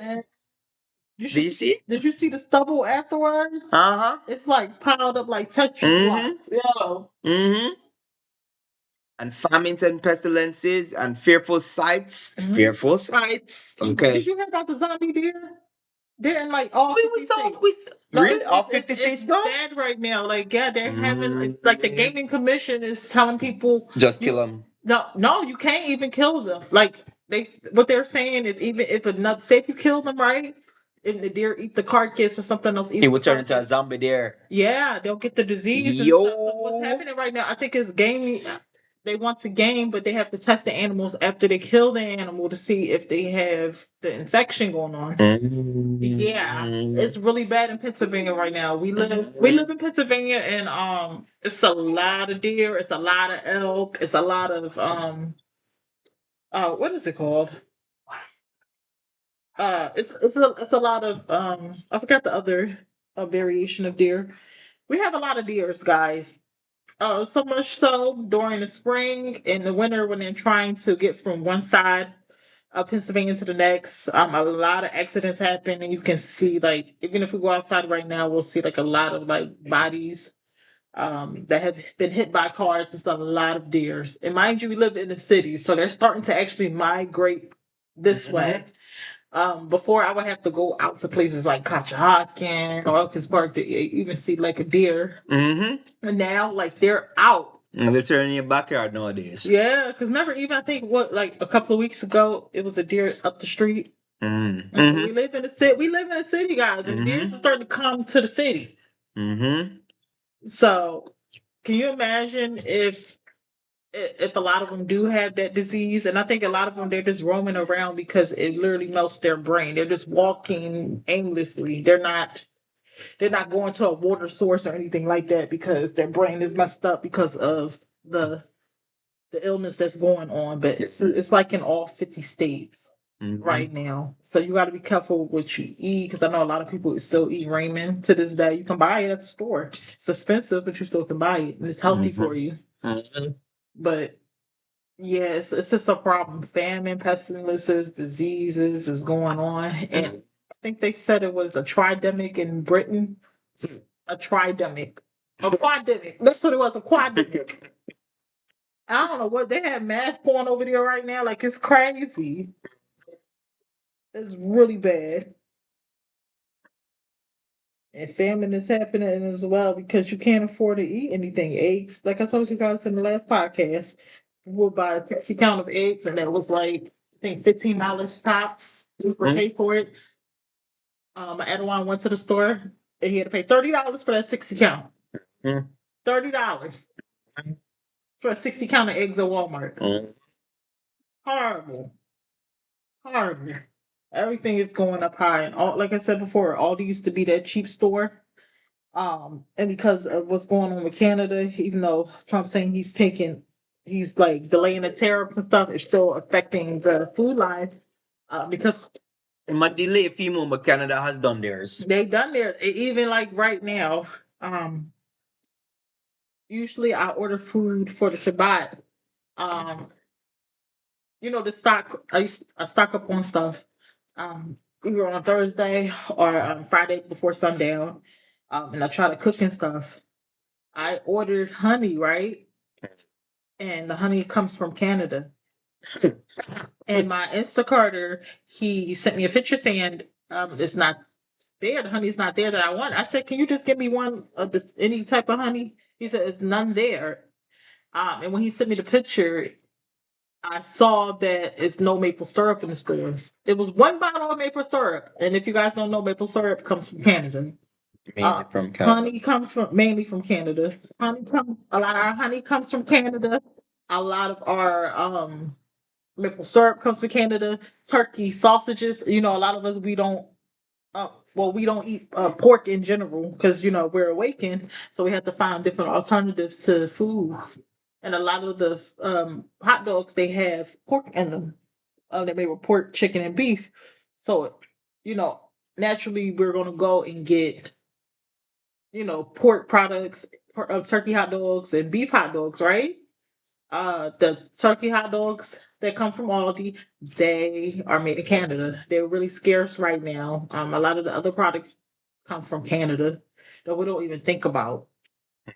I never thought honey would come from Canada. I didn't know. A lot of things come from Mexico. Avocados have shot up. It's like I think it's a little over $6 per six of them at Aldi. So I can't even imagine what it's like in Walmart right now for some avocados. Stuff like bananas, certain grapes, a lot of things that we want that are or organic is going up as well because it's not made here. Because everything has GMO in it up here, apparently, unless you get it off of a farmer's market. So everything is just going up. Everything is slowly but surely. It's the frog in the pot. It's the frog in the pot. Like I told you guys last podcast, frog in the pot. Things get hotter and hotter and hotter. The frog tries to regulate its body temperature. You're trying to regulate yourself to it and thing. You're not realizing you're not preparing. And then eventually the frog realizes it get too hot, jump out and just die immediately. Or it can't jump out because the legs done been the muscles have been cooked already. Frog can't jump out. It just has to submit and just aspire. So yeah.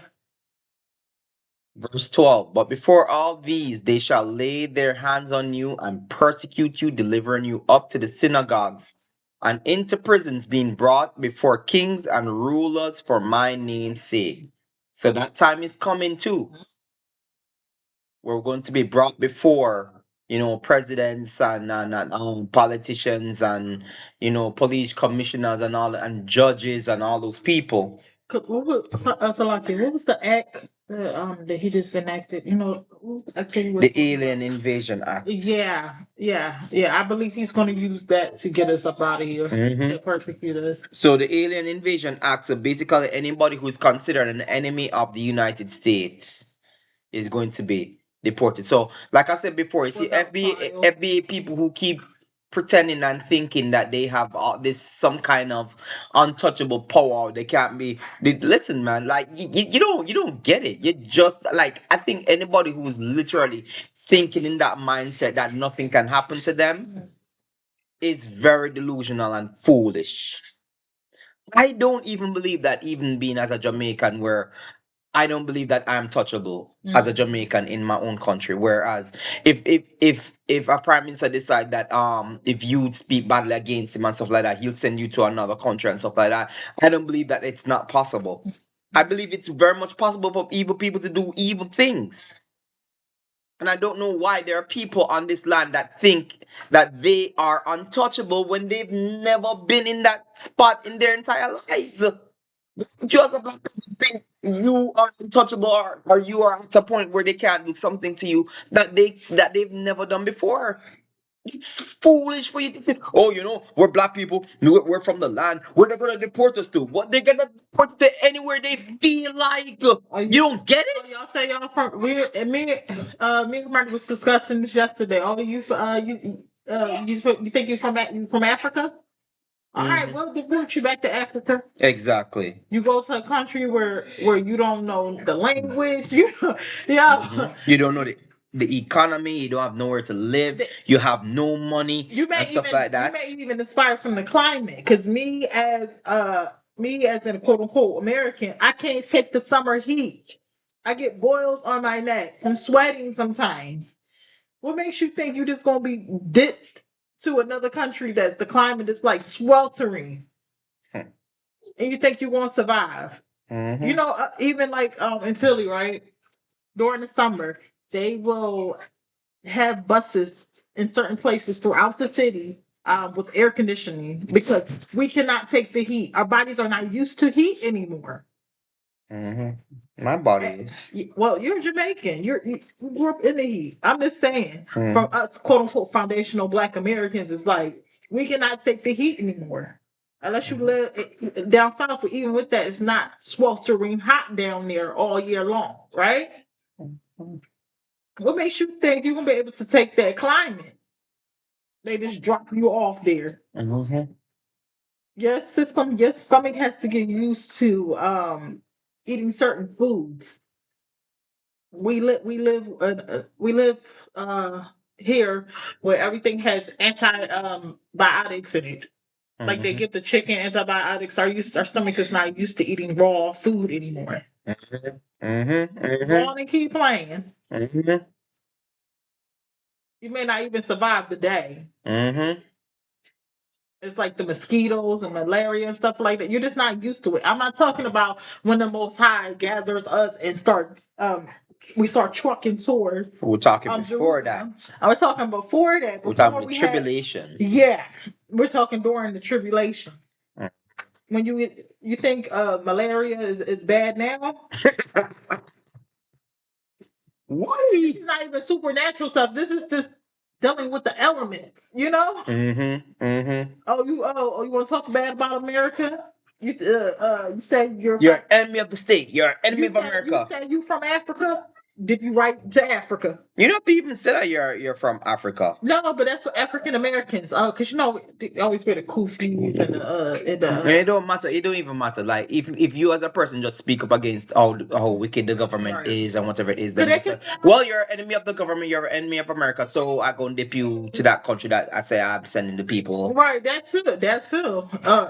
I think that El Salvador they're looking a lot of people. Oh, you say you want reparations and stuff like that, and I'm not giving you reparations, but you still marching, but you want reparations. Well, I'm sending you to another country because I don't want to deal with you. Just like the whole April 5th situation. I don't know if you're gonna talk about that today. The whole April 5th situation. Yeah, black people stay your ass home. Stay your That's all I gotta say to you. Stay your ass at your yard. We already settled it in our heart. Let them go fight for them own thing. And them thing there, nobody no met no white person, no white friend, no white husband, no white wife. If she want go, make she go by herself. You go fight for us. The Most High gonna fight for us now. You understand? The Most High is going to be fighting our battles for us for the rest of the time. Yeah, I'll be here with the children. You go fight for us, sweetheart. You know? Keep your asses at home. Don't be a hero. For martial law starts to end, they ain't gonna be shooting. They're not gonna be shooting Esau. They're gonna be shooting your ass. Because that's what I'm waiting on. They can't To shoot wait. you. They want to shoot you. They want to take out your lifeline. Especially when you're coming into the truth. Them have to stop the truth from coming out more. You understand? They believe that wiping you out will basically stop the Most High from doing stuff to them. That is stupid. Because the more they hurt us, is the more they're building up their own judgment. You know they think they God. And verse 13. And it shall turn to you for a testimony. Settle it in your heart not to meditate before what ye shall answer. For I will give you a mouth and wisdom which all your adversaries shall not be able to gainsay nor resist. Meaning that when that time comes, don't even worry about what will come, what you gonna say to these evil people. The Most High is gonna give you. The Most High is going to give you in that they can't even be able to rebut you on that day. So you're gonna be before a judge. and you're gonna be able to silence that judge. You're gonna be before a politician and be able to silence that politicians with what you say. It's like Slovakia. Do you remember how the Mashiach? Mm-hmm. He had so many people confounded how he talked that I forgot the Bible verse. He had them so confounded they ain't asked him no more questions. Mm-hmm. When he was before Pontius Pilate, no, and he said, who are you? Blah blah blah. And Yahushua was not answering. And he said to him that I have the power to set you free or to crucify you. And he said, you only have the power because the Most High have given you this power. You understand? So that's something that's confounding people. Like basically, listen, man, you have this power, you think it's of your own power, but the Most High gave you that power, meaning that the Most High can take that away and put somebody else in your seat. Wait, go to Matthew 22:46. Hmm? Go to Matthew 22:46.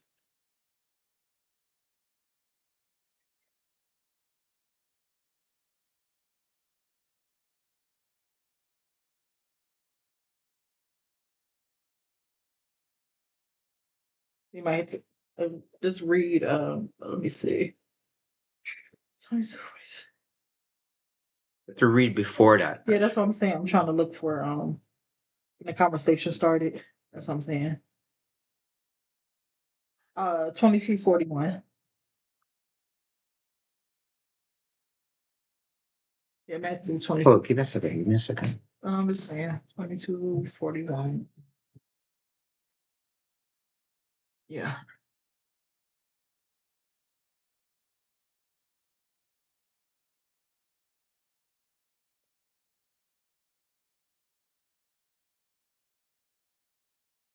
Yeah, that's when the conversation started.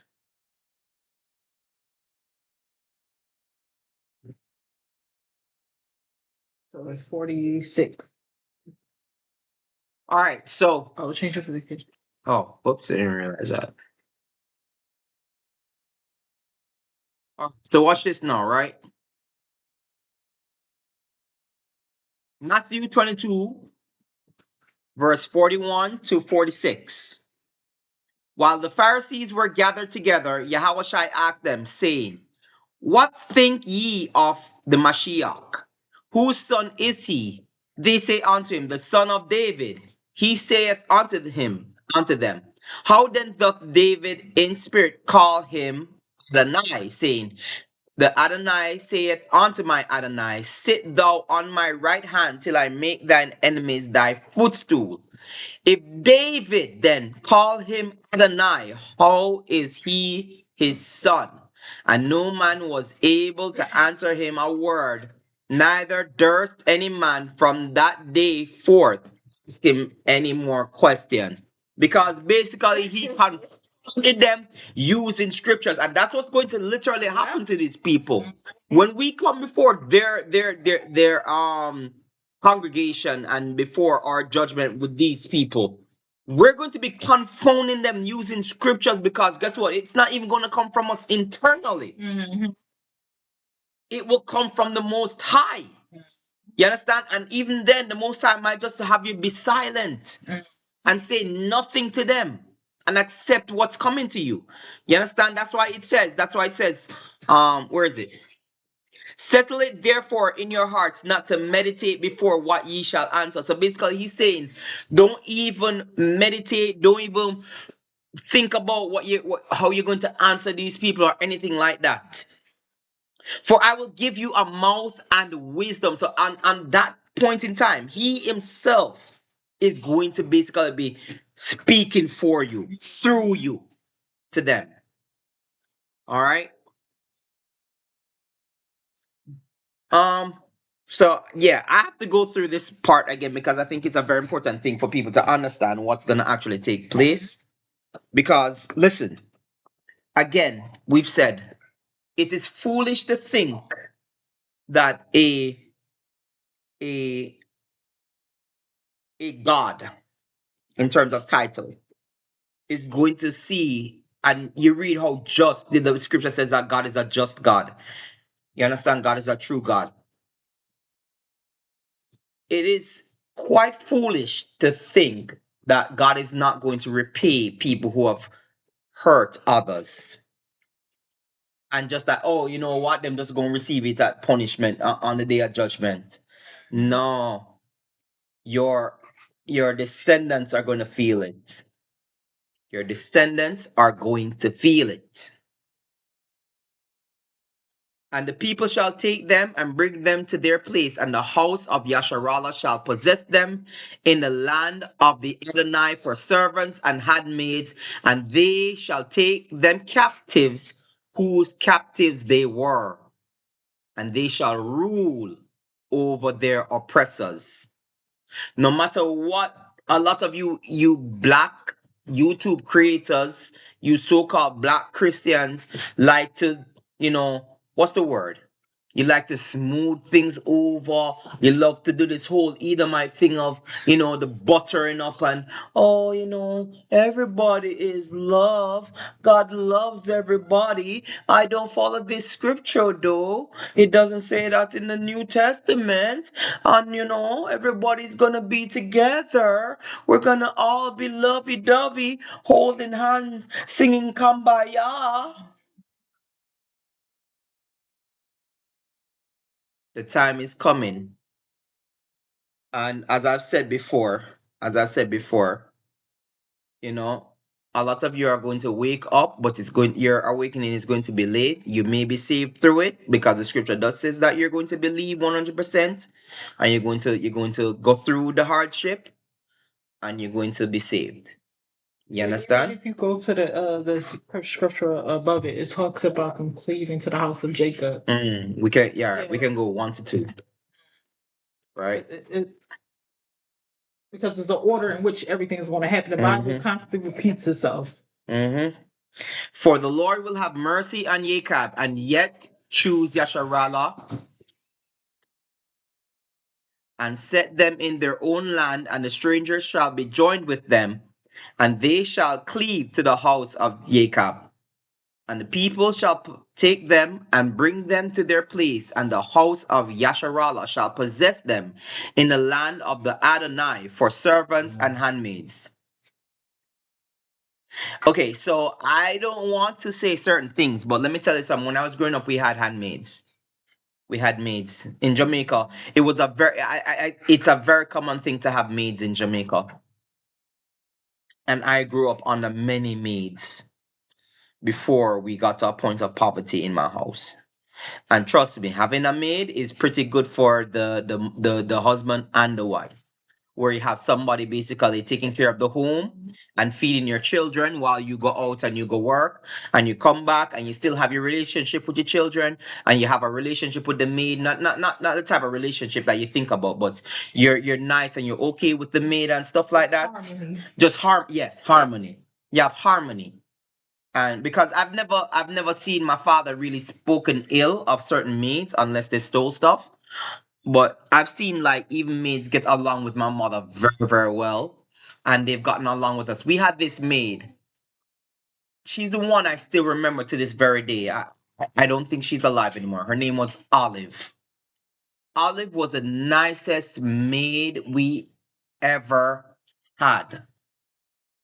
You understand? She cooked on time. She spoke to us very nicely. She treated us very nice. She did a lot of nice things for us. She's the maid that I remember the most. The maid that I practically hate the most is the one that my father ran off with and had a family with. That's the one I hate the most. And again, let me tell you something. You know, I wouldn't have such a huge problem with it if my father had just taken care of us. I wouldn't. And I've told my mother this several times. I know she may have a problem with it because, monogamy and our people wasn't really monogamous. But my thing is this: we suffered a lot financially, we suffered a lot mentally. You understand? And that takes a toll on anyone growing up. You know, I wouldn't have had a problem if my father really and truly took care of us if he paid the bills at the house. If we were in darkness many times. We were without water many times. We were without food many times. And especially we were without protection many times. There was not a man to protect the house many, many times. It was me and my brother at times now going outside to protect the house. You know, it wasn't right. It wasn't right. And my father and I are on good terms now, but still, what happened, it just wasn't right. You understand what I'm saying? It was a very painful upbringing. It was something that was very emotionally jarring, traumatic experience because of what I went through, even with women as well. So it's not something that I want to happen to anyone. But anyway, let's get back to the study. And that's a little bit about me. Anyway, moving on, we're moving on to the next scripture verse, Luke 21, verse 19 through to 15.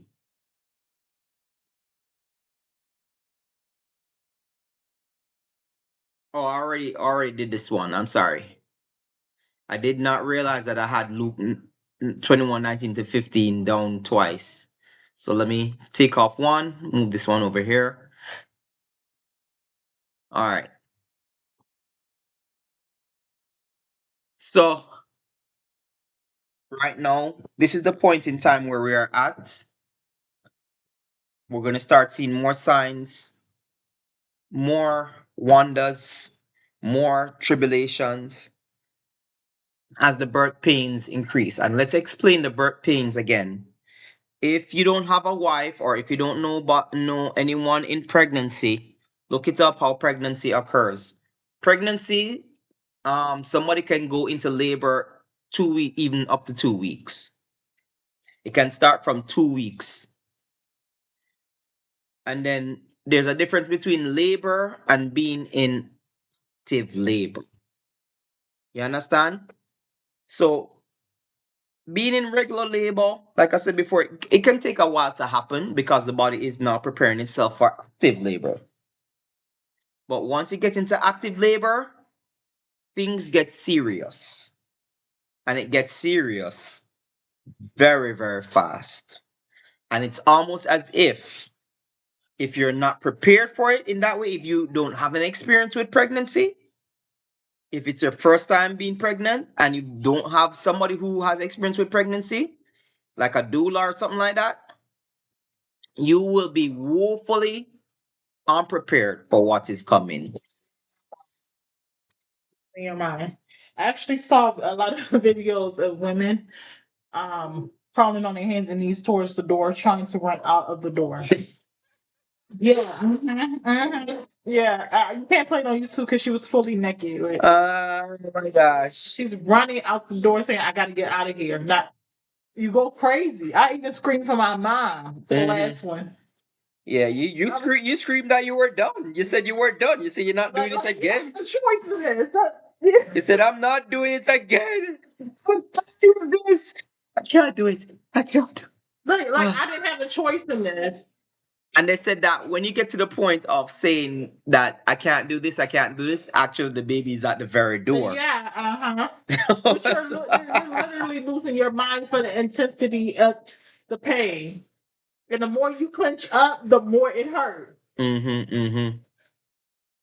And it's not so much the contractions, it just feels like your head is going to explode. Mm-hmm. It's pure anxiety what you're going through. Especially that first time around. You know? Like we was saying this to talk about more about like birth. I tend to have posterior pregnancies. Meaning the baby is supposed to be facing towards my back, arms and legs are supposed to be facing towards the spine, right? After a certain week, right?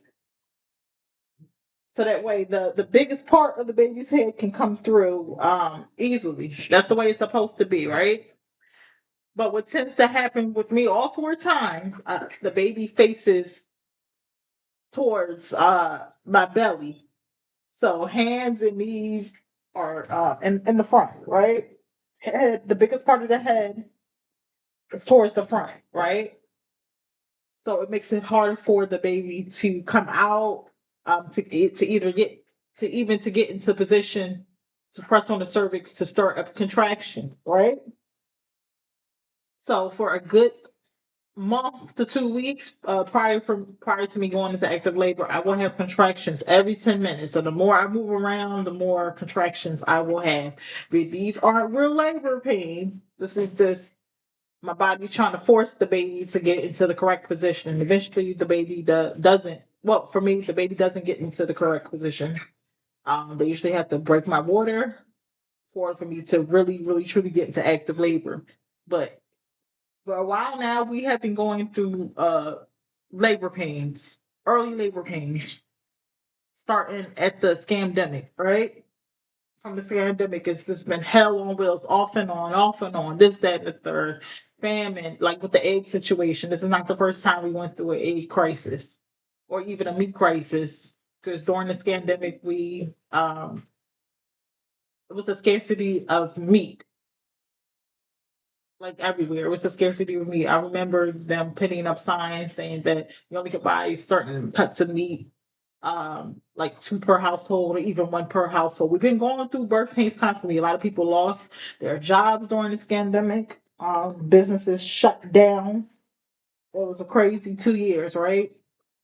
But then things got better. Uh, Stimulus checks went out. Everybody was spending, putting boosting money into the economy. Everybody got new jobs, and the jobs started to open. Labor pay stopped, and then what happened? And then what happened?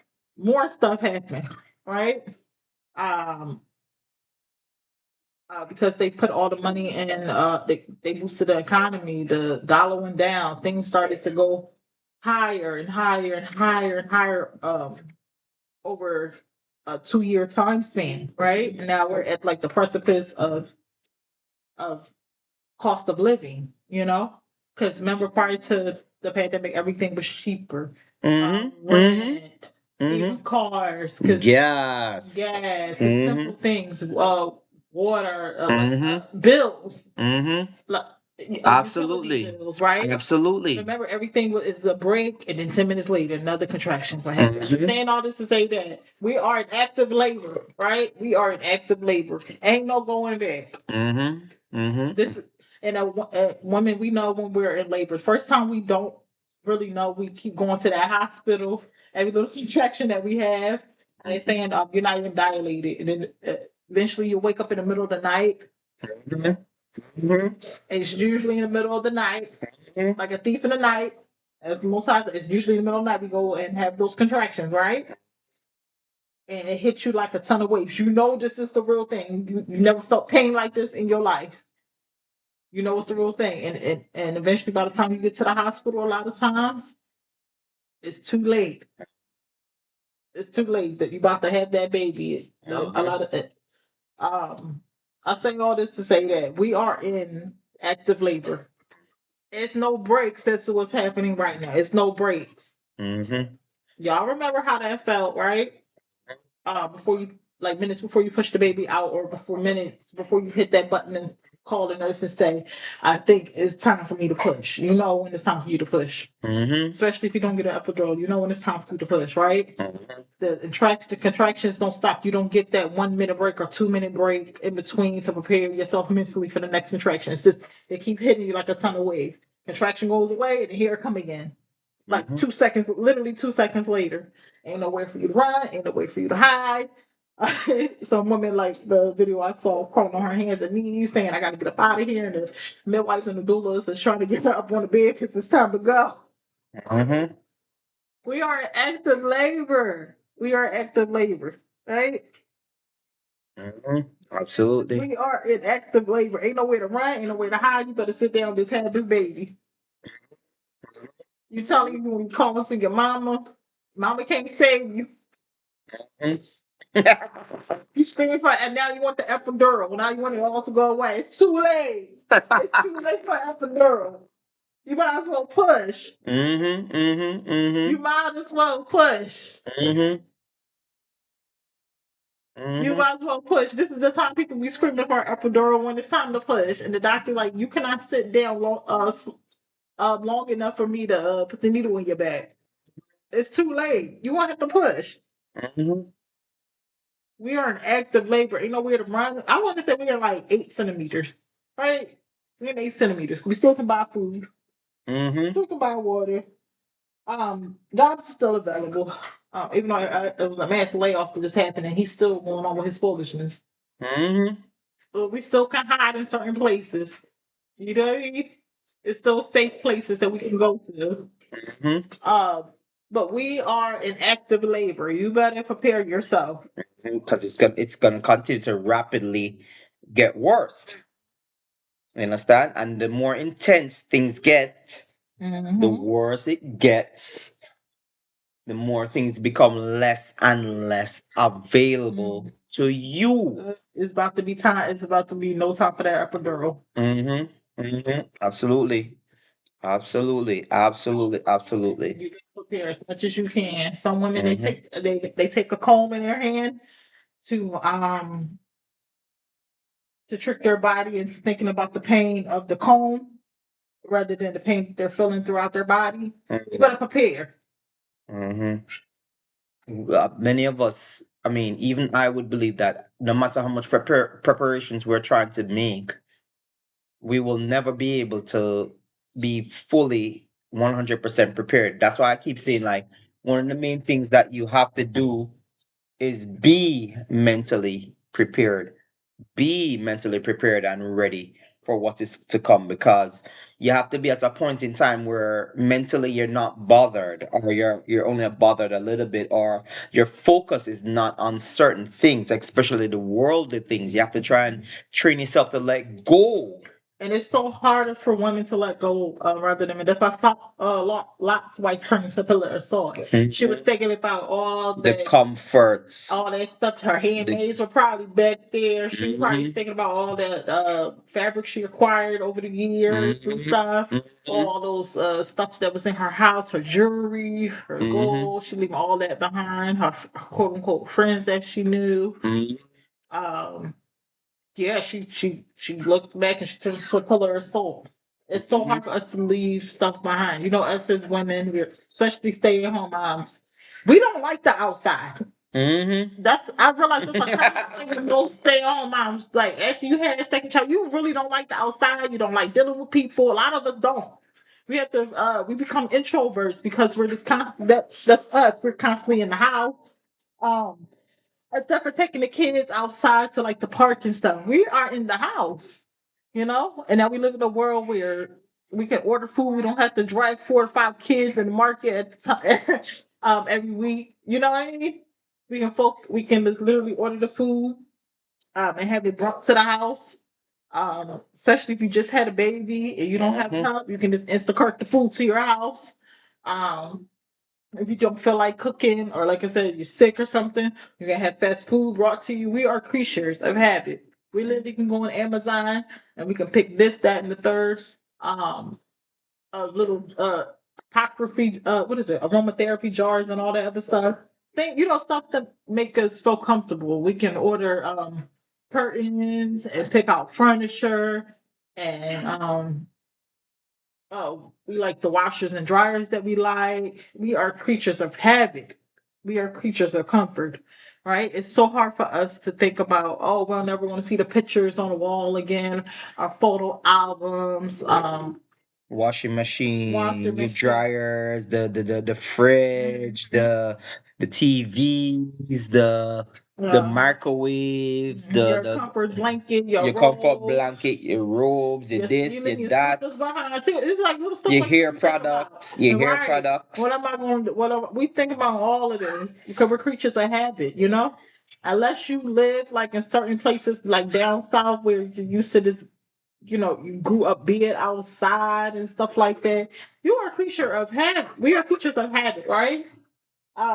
I say that to say this: our foremothers, when we came over here and we tried to escape to the north, we had to leave sometimes our children behind and hope that we see them again for us to escape from the Mm-hmm. hands of Esau.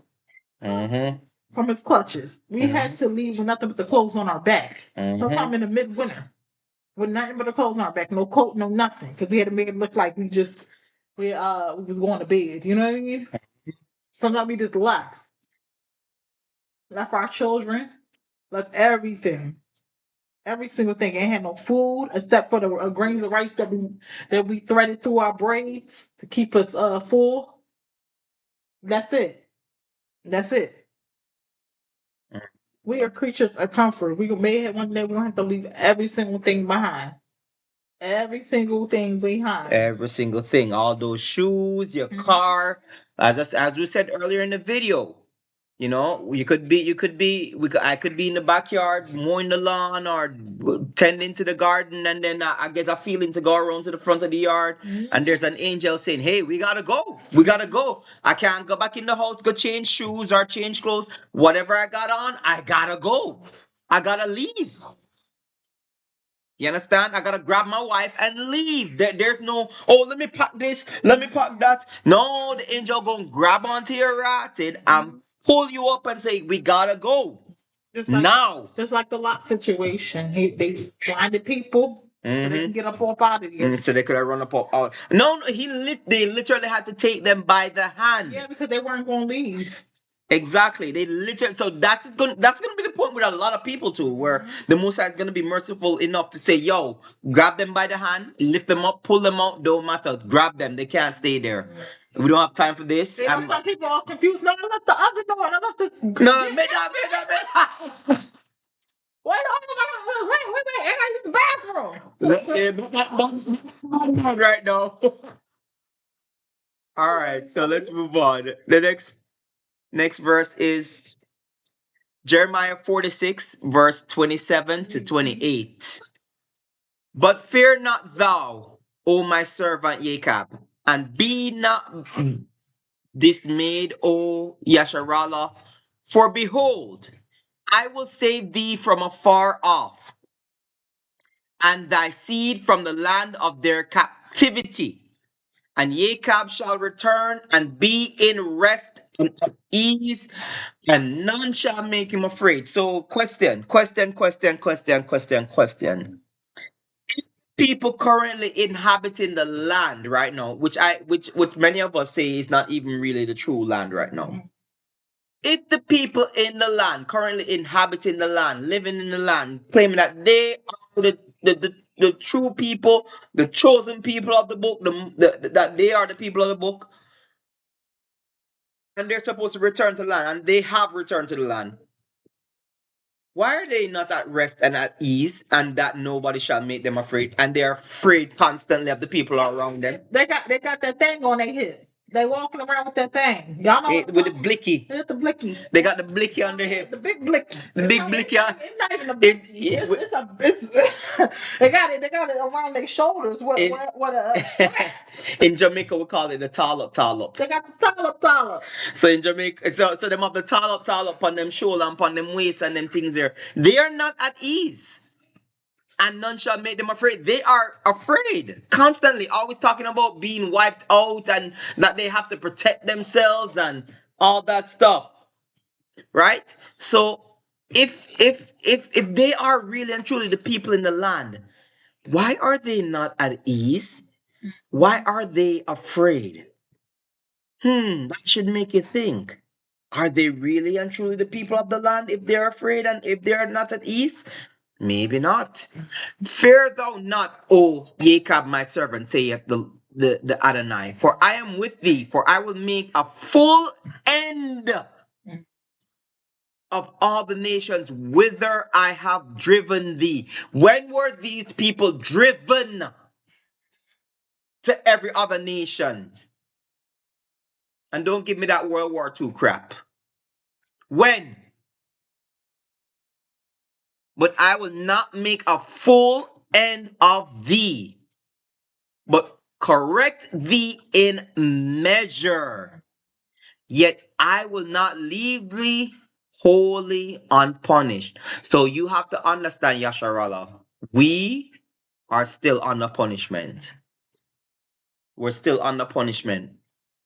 But we are also being vindicated. The Most High is basically, the time for us to come out of our bedroom is coming. When you send your child to the bedroom and you give them a timer after you kind of give them a piece of whooping, and then you put a timer on them, you tell them go to their bedrooms, and then after a while, even the child know that after a certain time, mommy and daddy's gonna call me out of my bedroom. So they start to like kind of calm down and behave themselves, and they probably even start to clean up their rooms. Same thing with us. We are currently getting ready to come out of our bedrooms. You understand? We're currently getting ready to come out of our bedrooms right now. You understand? But the Most High is letting you know that even though he's going to make an end of all nations, he is not going to let us go wholly unpunished, which is why it goes back to Ezekiel, where earlier I said that many of us will be punished when we even get taken out of this land. We will be purged out. Remember, the angels are coming to separate the nation. Mm-hmm. They're coming to separate the nation. So Mm-hmm. all of us are going to be out of here, and then Mm-hmm. he's gonna purge them. Mm-hmm. But he's separating them first. We gotta be separate first.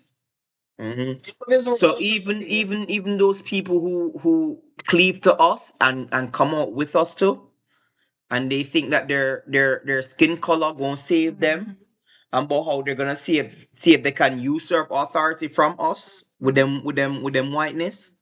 You're gonna be purged out. You're probably gonna be before you even have that thought properly in your head. The Most High just go snap him finger on your life, turn it to mush.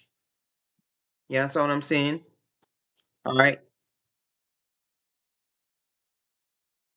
All right. So right now, America is still at this point in time where it's behaving as if it's an untouchable nation.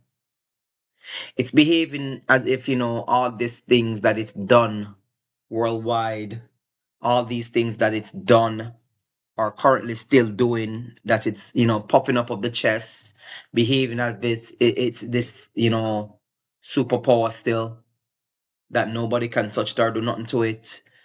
um this constant behavior towards black people by the government and others as well. Let me tell you something.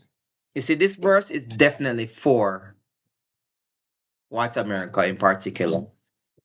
How much she hath glorified herself and lived deliciously, so much torment and sorrow give her, for she saith in her heart, I sit a queen and am no widow, and shall see no sorrow. That is pure arrogance. That sound like white people, period. Period. That sound like white people.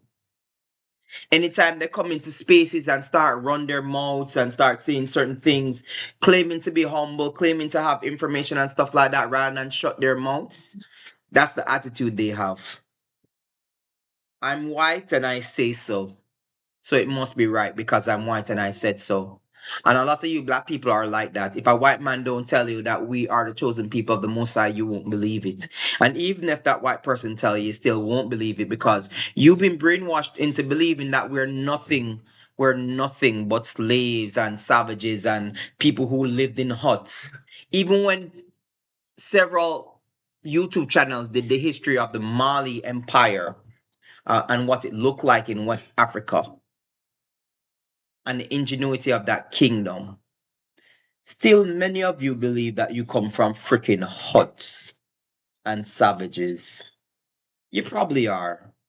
If you can believe that about a nation of people who's been robbed their entire lives, who's been GRAPED their entire lives, who's been systematically oppressed for generations, sorry, for generations, you really and truly deserve the same punishment that your white zaddy is gonna get. I don't care what anybody says. I have no sympathy or empathy. Sorry, I have no sympathy, but only empathy for people who still bootleg. None. None. I have no sympathy for you people. Just take what's coming to you because it is coming for you as well. All right. Next thing. I talked about the CEO of the health insurance, and I talked about George Foreman. And this goes for the rest of you. Your roles, your titles, your positions, your achievements will not matter before the throne of the Most High. How much money you have saved up in your bank account, how much stocks you have, the cars, the house, none of it can be taken with you when you stand before that throne. The only thing that you're going to be worrying about on that day is the records that are going to show what you've done. The book of records will be open and the book of life will be open. And if your name does not appear in the book of life, I am sorry. There's only one place for you before that throne. You understand what I'm saying? All right. What doth it profit a man? Though a man say he had faith and have not works. Oh, sorry, that's the wrong one. Oops, that is the wrong one, my friends. That is the wrong one.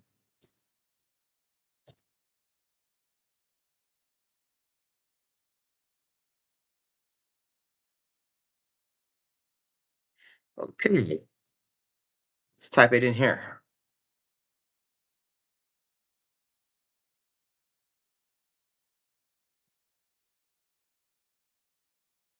Here we go.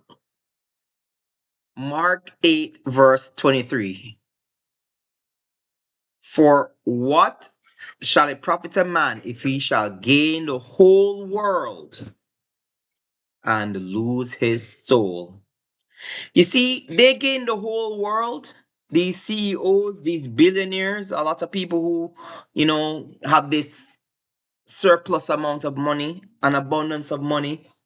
They gained all of this by stealing it from everybody else. There's no way you can have that amount of money without some type of theft happening in between. No amount of hard work can give you that. If the world was true to its form, the amount of us that work so hard day and night, we would be billionaires. That's the truth of it. But many of these paper pushers and pencil pushers and desk sitters, they do not a damn thing except to scheme evil thoughts of how to rob people. And that's how they've gained their money.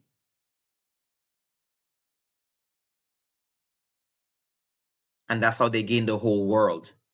By stealing it from everybody else. They steal your hard work, they steal your labor, and they steal your wage. That is a wage theft situation. And the Most High is going to rectify, like people don't understand who's going to be standing on the day of judgment. Politicians are going to be standing on the day of judgment. All these politicians that basically um voted on certain laws that did not help people, that voted on laws that, not to raise the minimum wage, that voted against it. They have to stand before the throne of the Most High and give an answer for that. It matters to us on the day of judgment, but they have to give an answer for it. Because you see, when the new kingdom comes, we won't have to worry about none of that. We won't have to worry about none of that.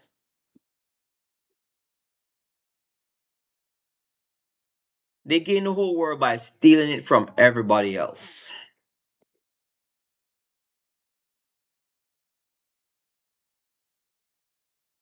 Let's go to Revelation 2, verse 20. This is to, again, I spoke about this earlier. We spoke about this earlier, and this is still going out to, those women who are actually coming into the faith and bringing their rancid, nasty, disgusting, usurping, feministic attitude into the faith. into the awakening.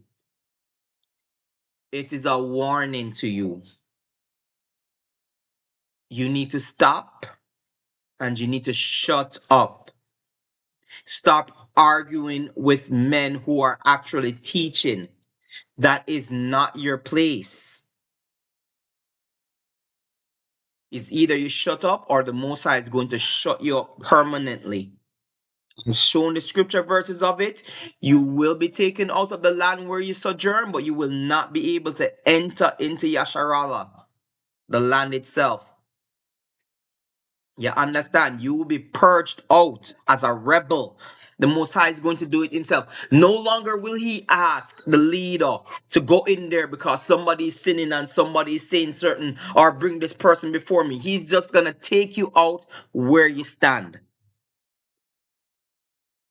Notwithstanding, I have a few things against thee because thou sufferest that woman Jezebel, which calleth herself a prophetess, to teach and to seduce my servants to commit fornication and to eat things sacrificed unto idols. You have women preachers out there.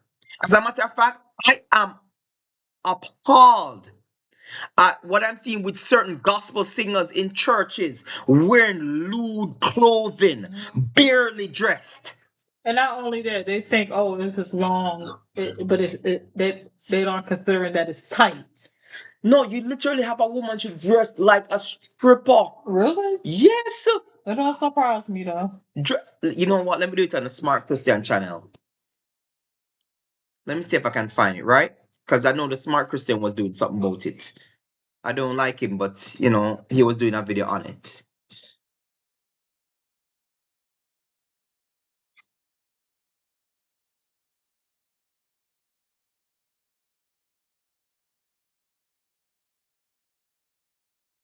Not this woman. Where is it? There's so many of them. Like, It's so bad that there's so many of them that I have to try and skim through. See, look at this. Look at that. Look at that. Hold on. Look at that again. Look at that. Look at that. People, look at that. what the? It's church. This is the Christian church. This is the not even second white Christian church. This is the Christian church. Why with our men allowing these women to behave in this way? Where is your freaking spine? Oh, you know, if you talk against it, I don't care. We need to get up and speak against these women. It is high time we awaken as men out of slumber and tell these women to get in their places. This is a discuss. These are the same women you talk about. You know, God will forgive and God is okay with this. And like, God knows my heart, and this is true, and this is God. And God forgives, and God is graceful, and He says to you are God has never come as you are. And as a matter of fact, here's what I've always said. Even if the saying is come as you are, it's come as you are, not stay as you are. It's come as you are, not stay as you are. And that's the problem that we have with people wanting to continue their sinful nature. And especially these women that want to be told. They want to be told to themselves. Woman-like behavior creeping amongst our women. And they love it. Don't even if feminism wasn't a thing, they would still behave this way. Don't blame white people for what our women are doing. Because our men try to talk to them and they're not listening. They go to all kinds of events where the men are actually talking and the men are telling them that you can't behave like this, you can't, and they still go home and behave in that manner. That means that it's not the men's problem, it's the woman's problem. It's a heart problem. The lack of listening, the rebellious nature. And that's why I said earlier in Ezekiel, they're going to be purged out from amongst us. No more Ratchet Nisha. No more Ray Ray and Pookies. We're tired of it. Breed of people living amongst us. People are sick and tired of them. And you people uplift them as if they're some kind of people to be worshipped. No, we are sick of them. We are sick of them, and we do want the Most High to take care of them and take them out and remove them from amongst us. We don't want to live amongst them. We don't want to live amongst people where your children are not safe amongst their children. Where when your children get hurt and you go over there to say, hey, your child hurt my child, and I'll shoot you and I'll kill you. And you can't speak to the child either. This is why a lot of us distance ourselves from each other because we won't address the problems in our community. And when people start to address the problems in our community, oh, you're self-hating. Oh, you're a sellout. Oh, you're this, you're that. No, the truth of the matter is that we are a rotten people, and that's why we're being punished. We're rotten. So we're being punished. But Edom is going to get his due. They should be destroyed. They need to get punished. Look at how women are dressing going to church. Skin tight clothing. This is what gospel is. This is what the most, you literally cannot look at me and tell me that the Most High is okay with this. If you were to say this to me, you are a liar. And there's we have a lot of hips, we have a lot of breasts. We have to be mindful just because something is just like that. Wait, go back up. Just because something is long and covered doesn't mean that it's it's modest. Exactly. We have to be aware that They are aware. They know. They know. To say that it's okay is a lie. If you look at me and tell me that, oh, I'm wearing something long so I'm covered and stuff like that, you are lying. If any man consider the shape of your breasts and even your nipples and all those things and the rest of your crevices, you're not covered. You're not covered at all. You're causing men to stumble, and the scripture tells you that you're not supposed to do that. Then yes, he shouldn't look. He shouldn't look. He shouldn't look. You should not be dressed like that. That's the point we're making. Just like with the men, the whole thing now is men wearing gray sweatpants, right? Right, and they don't. A lot of them don't have any underwear on. It's getting hot outside, guys. So we gotta. The stuff is about to start again. With the gray sweatpants and hoochie daddy shorts, and they don't wear no underwear, and they just walking outside. Yo, it's bad. Both ways is very, very bad, especially with the young men, right? So let me tell you something as a gymnastics Just like coach. wait, keep going, keep going, keep going. That right there, that right there, that right there. That's church, right? Exactly. Men walk around like this. Christian men walk around like this, right? I think that's Kirk. That's Kirk Kirk Franklin. Franklin. The Christian men walk around like this, and they think it's okay. This is why they don't have a problem with the women dressing like this, because this is how they dress. You have Rebellious. they're cutting their beard off. Look what he's doing. Look what he's doing. Grinding up against a woman in church. So you are doing this before the Most High, in the presence of the Most High, right? And you're telling me that the Most High is okay with this. You have to justify and tell me that the Most High is okay with that. There's no way you can look at me and justify them type of behaviors there. Like you can see, or the pants is so tight where you can see their bulge. Like it's just like this generation. I don't even think they really realize. I don't think it's just this generation. It's the generation from the 80s, Mm-hmm. like my generation, basically, that grew up in the 80s and the 90s, and then were basically became spoiled in the late 90s. Now, when things started to kind of change and revolutionize a little bit. Because even with the men back in the 80s and the 70s, they had them short shorts on, especially the Mhm. best. I remember the basketball players having them Yeah. short shorts on. And the Bible says a man is not even supposed to be exposing his thighs. Mm-hmm. Mm-hmm. You're not even supposed to be exposing your thighs as a man. You know what I mean? Let alone having something so tight on that I can see your bulge. Or when you're running outside, you got these little tank tops on. I can see all your muscles. I can see your nipples. Like it's Mm-hmm. bad. You don't have no beard. So you're just violating on top of violation on top of violation. And y'all know exactly what y'all doing as men as well. Just I want to run around the block with my schlong just going back and forth, back and forth, back, or even like a lot of fitness influencers, Mm-hmm. like the male fitness They love influencers to that wear tight shorts. tight shorts and see through. Everything is see through, and you can tell they don't Same have thing with no. the female You influencers know, too. Tight pants and and all that crap. we always talk about men. We always talk about men stumbling because of what women wear, but we never Mm-hmm. talk about how women stumble as well. Because of We men. have to Mm-hmm. lower our gaze. And that's the one thing about the Muslim community that I respect. They lower their damn gaze when they see shit like that. They train their girls to lower their gaze. They train their men to lower their gaze so that way you don't stumble. Because it's Mm-hmm. out there. It's one thing if you live in Saudi Arabia where everybody's covered up, right? Mm-hmm. But if you are somebody that lives in the city or whatever, London, wherever, what have you, outside of a quote unquote Muslim country, you're going to see nakedness from both male and female, Mm-hmm. and it's Mm-hmm. hard for you not to stare when you just see it's just in your face. Mm-hmm. Mm-hmm. Mm-hmm. It's just in your face, and both parties know what the hell they're doing, and it needs to be stopped.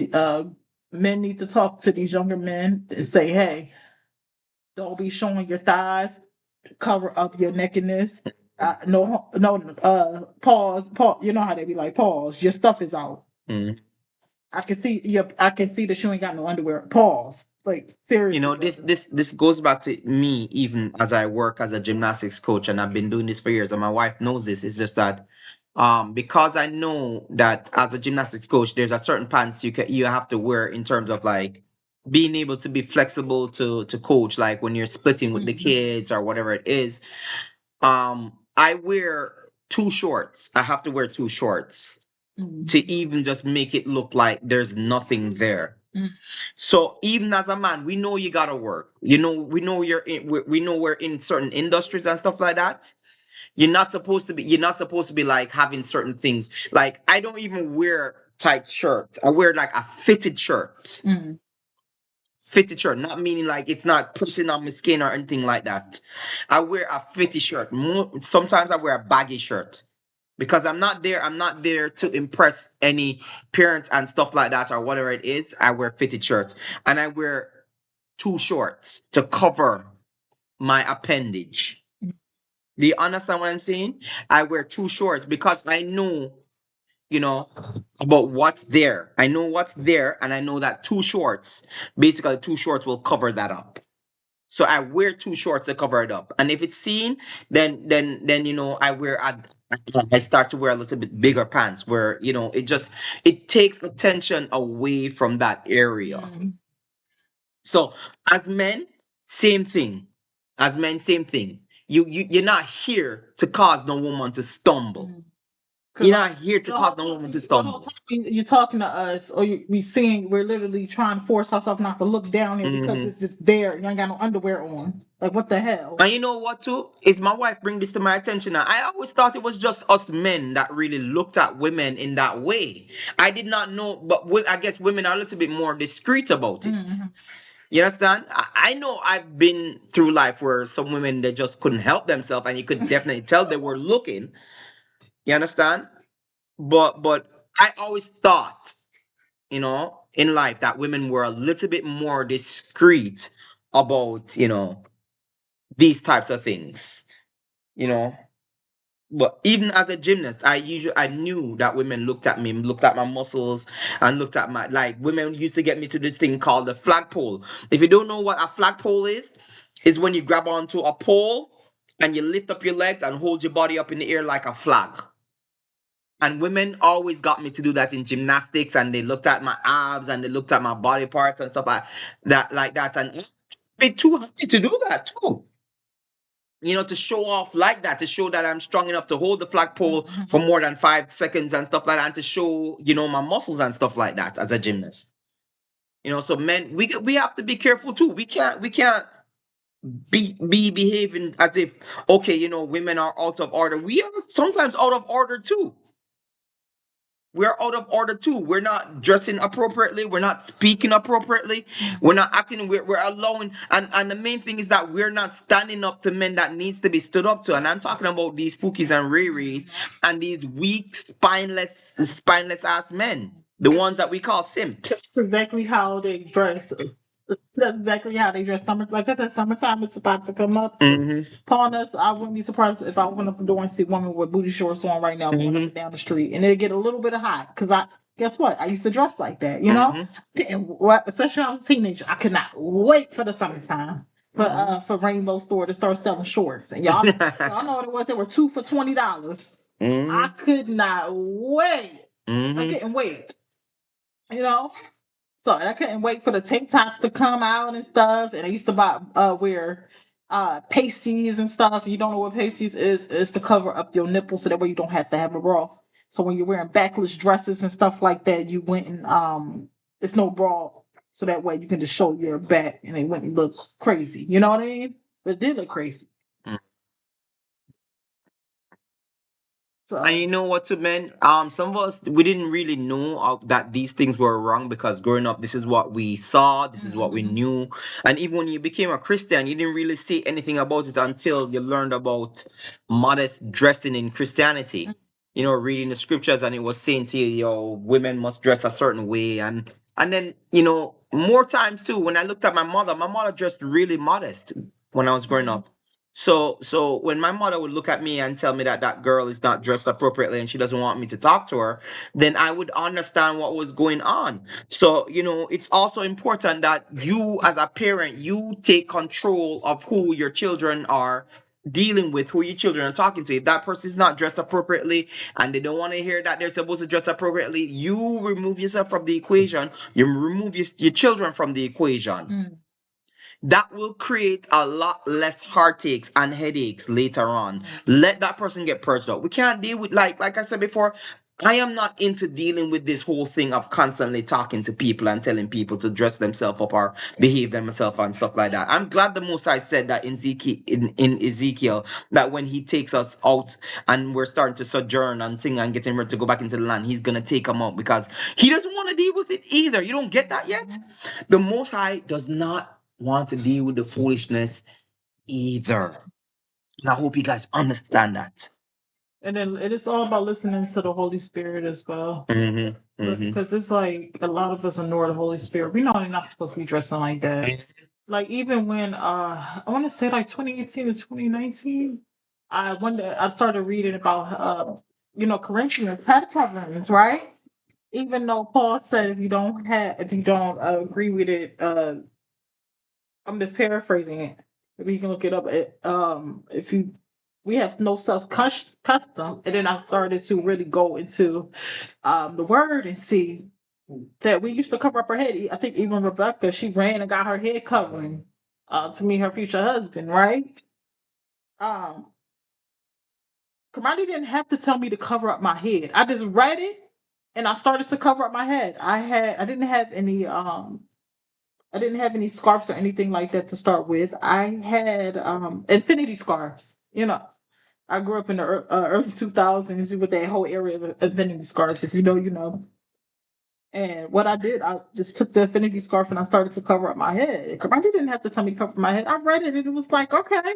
Not only that, when we had a family friends come over, when we had friends come over, we also had them cover their heads as well. The women cover up their heads as well when they came over. If we're having Passover and she came over, we made sure she covered up her head. We made sure that she didn't come in with certain foolishness. We have a friend that's very rebellious and stuff like that. But whenever she comes to our home, she knows that there's certain things she can't behave and do.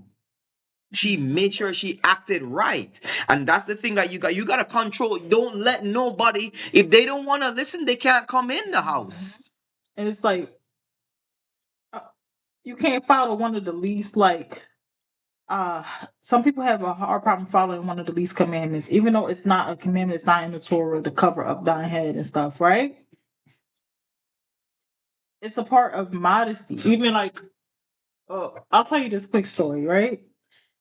I used to wear braids, very, very long braids, right? Um and my head would be covered up under the braids, you know? But I still would have my long braids or whatever, right? But I realized as a woman that attracts men. Because I would take the kids to the park. When we were living at the old house, I would take the kids to the park. I would constantly just be outside, walking on the pathway. So I would just cover up my head, and I would get up a lot of times before Kermani, and I would be fully dressed with my head covering on. And then I don't know if you remember this. It was one day I didn't have my head covering on. You didn't know I had the braids under my head, right? He was like, "You look really pretty. When did you do your hair and stuff?" It's like I've been to it was over like 2 weeks ago, right? But I would constantly just have my head covered up, right? Yeah.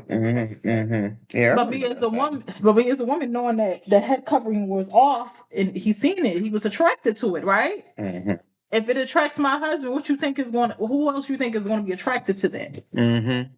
So head covering goes into modesty, you know. My beauty is not for the mailman on Amazon, man. My beauty is for my husband. It's even stuff I remember for like the Muslim community. I used to work with a Muslim, right? And she would tell me, "Oh yeah, we wear like stuff like y'all, but we wear it in the house for our husbands, and we have a throw over that we put on, right? A throw over abaya that we put on. When we had to open up the door and stuff." Even like when I was working at the hospital, it was one woman. She was from Morocco, and she had long, beautiful hair. But you would never think that she had long, beautiful hair. She was very beautiful, and I didn't see her beauty. She was very beautiful. I didn't know how beautiful she was until she took that head covering off, right? And I saw her long, beautiful hair because it was just us girls. We had to stay because the Pope was coming. I don't know if you guys remember that. They shut down the city of Philadelphia for the Pope. I remember that. We had to stay in the hospital for I think 3 to 4 days, right? So I didn't notice her beauty, until she took it off. Because I woke up before everybody else. I realized she had it off, and she was so beautiful, right? But you would never see any of that because her head is covered, her neck is covered, and she had her I forgot the Muslim garments and stuff like that, but she was fully covered, and it makes that little bit makes a big difference. It makes a big difference, So modesty is just not covering up your body or covering up your curves. It's also covering up your hair. Because there's a lot of Muslim women that walk around with braids, with their hair done, extravagant hairstyles, but they have their hijab on and they only take it off for their husbands. And I can respect them for that. And not to saying that you can't go outside with your hair, because your hair needs to breathe, right? Our hair needs to breathe, but it's just being mindful of what that can attract. So in modesty is different layers of modesty. That's what I'm saying to you. Yeah. Absolutely. Absolutely. So we're going to do our last verse and then we're going to close out. So, Revelation 13:60. Oh, we already, already did that one. So, well, basically that was it. That was it for the Bible study, to close out. Let's just say this is that,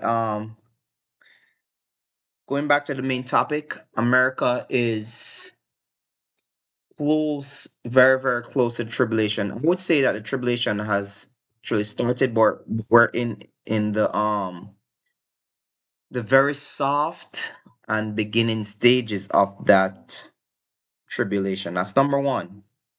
Number two, the tribulation is going to continue to increase in volume and the intensity. So the timing is going to get shorter and shorter to rest. As you can see, like we don't even go past 2 days in a week before you hear of some foolishness happening. You understand? So I want you guys to understand and think about what that actually means. Every other day you're hearing about something going down globally. You're hearing about something going on in America itself. And you guys need to actually really and truly think about what we're actually experiencing or getting ready to experience right now.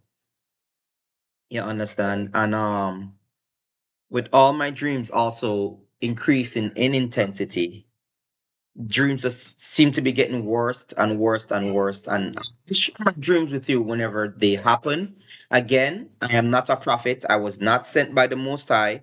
I will never look at you and say, "Thus saith the Most High, this is what's going to come to pass." But I do believe that my dreams that I'm experiencing is a warning from the Most High about impending doom and how it could possibly take place, you know, with aligning with scriptures as well. You know what I mean? But thank you guys for tuning in. We really appreciate those who have watched. It doesn't matter, like I said before, it doesn't matter how many people watch. Could be two, could be one, could be seven, could be 100. This message is meant for you to listen to it, give all thanks and praise. Kal hala Yahweh Bahashem Yahweh Shai.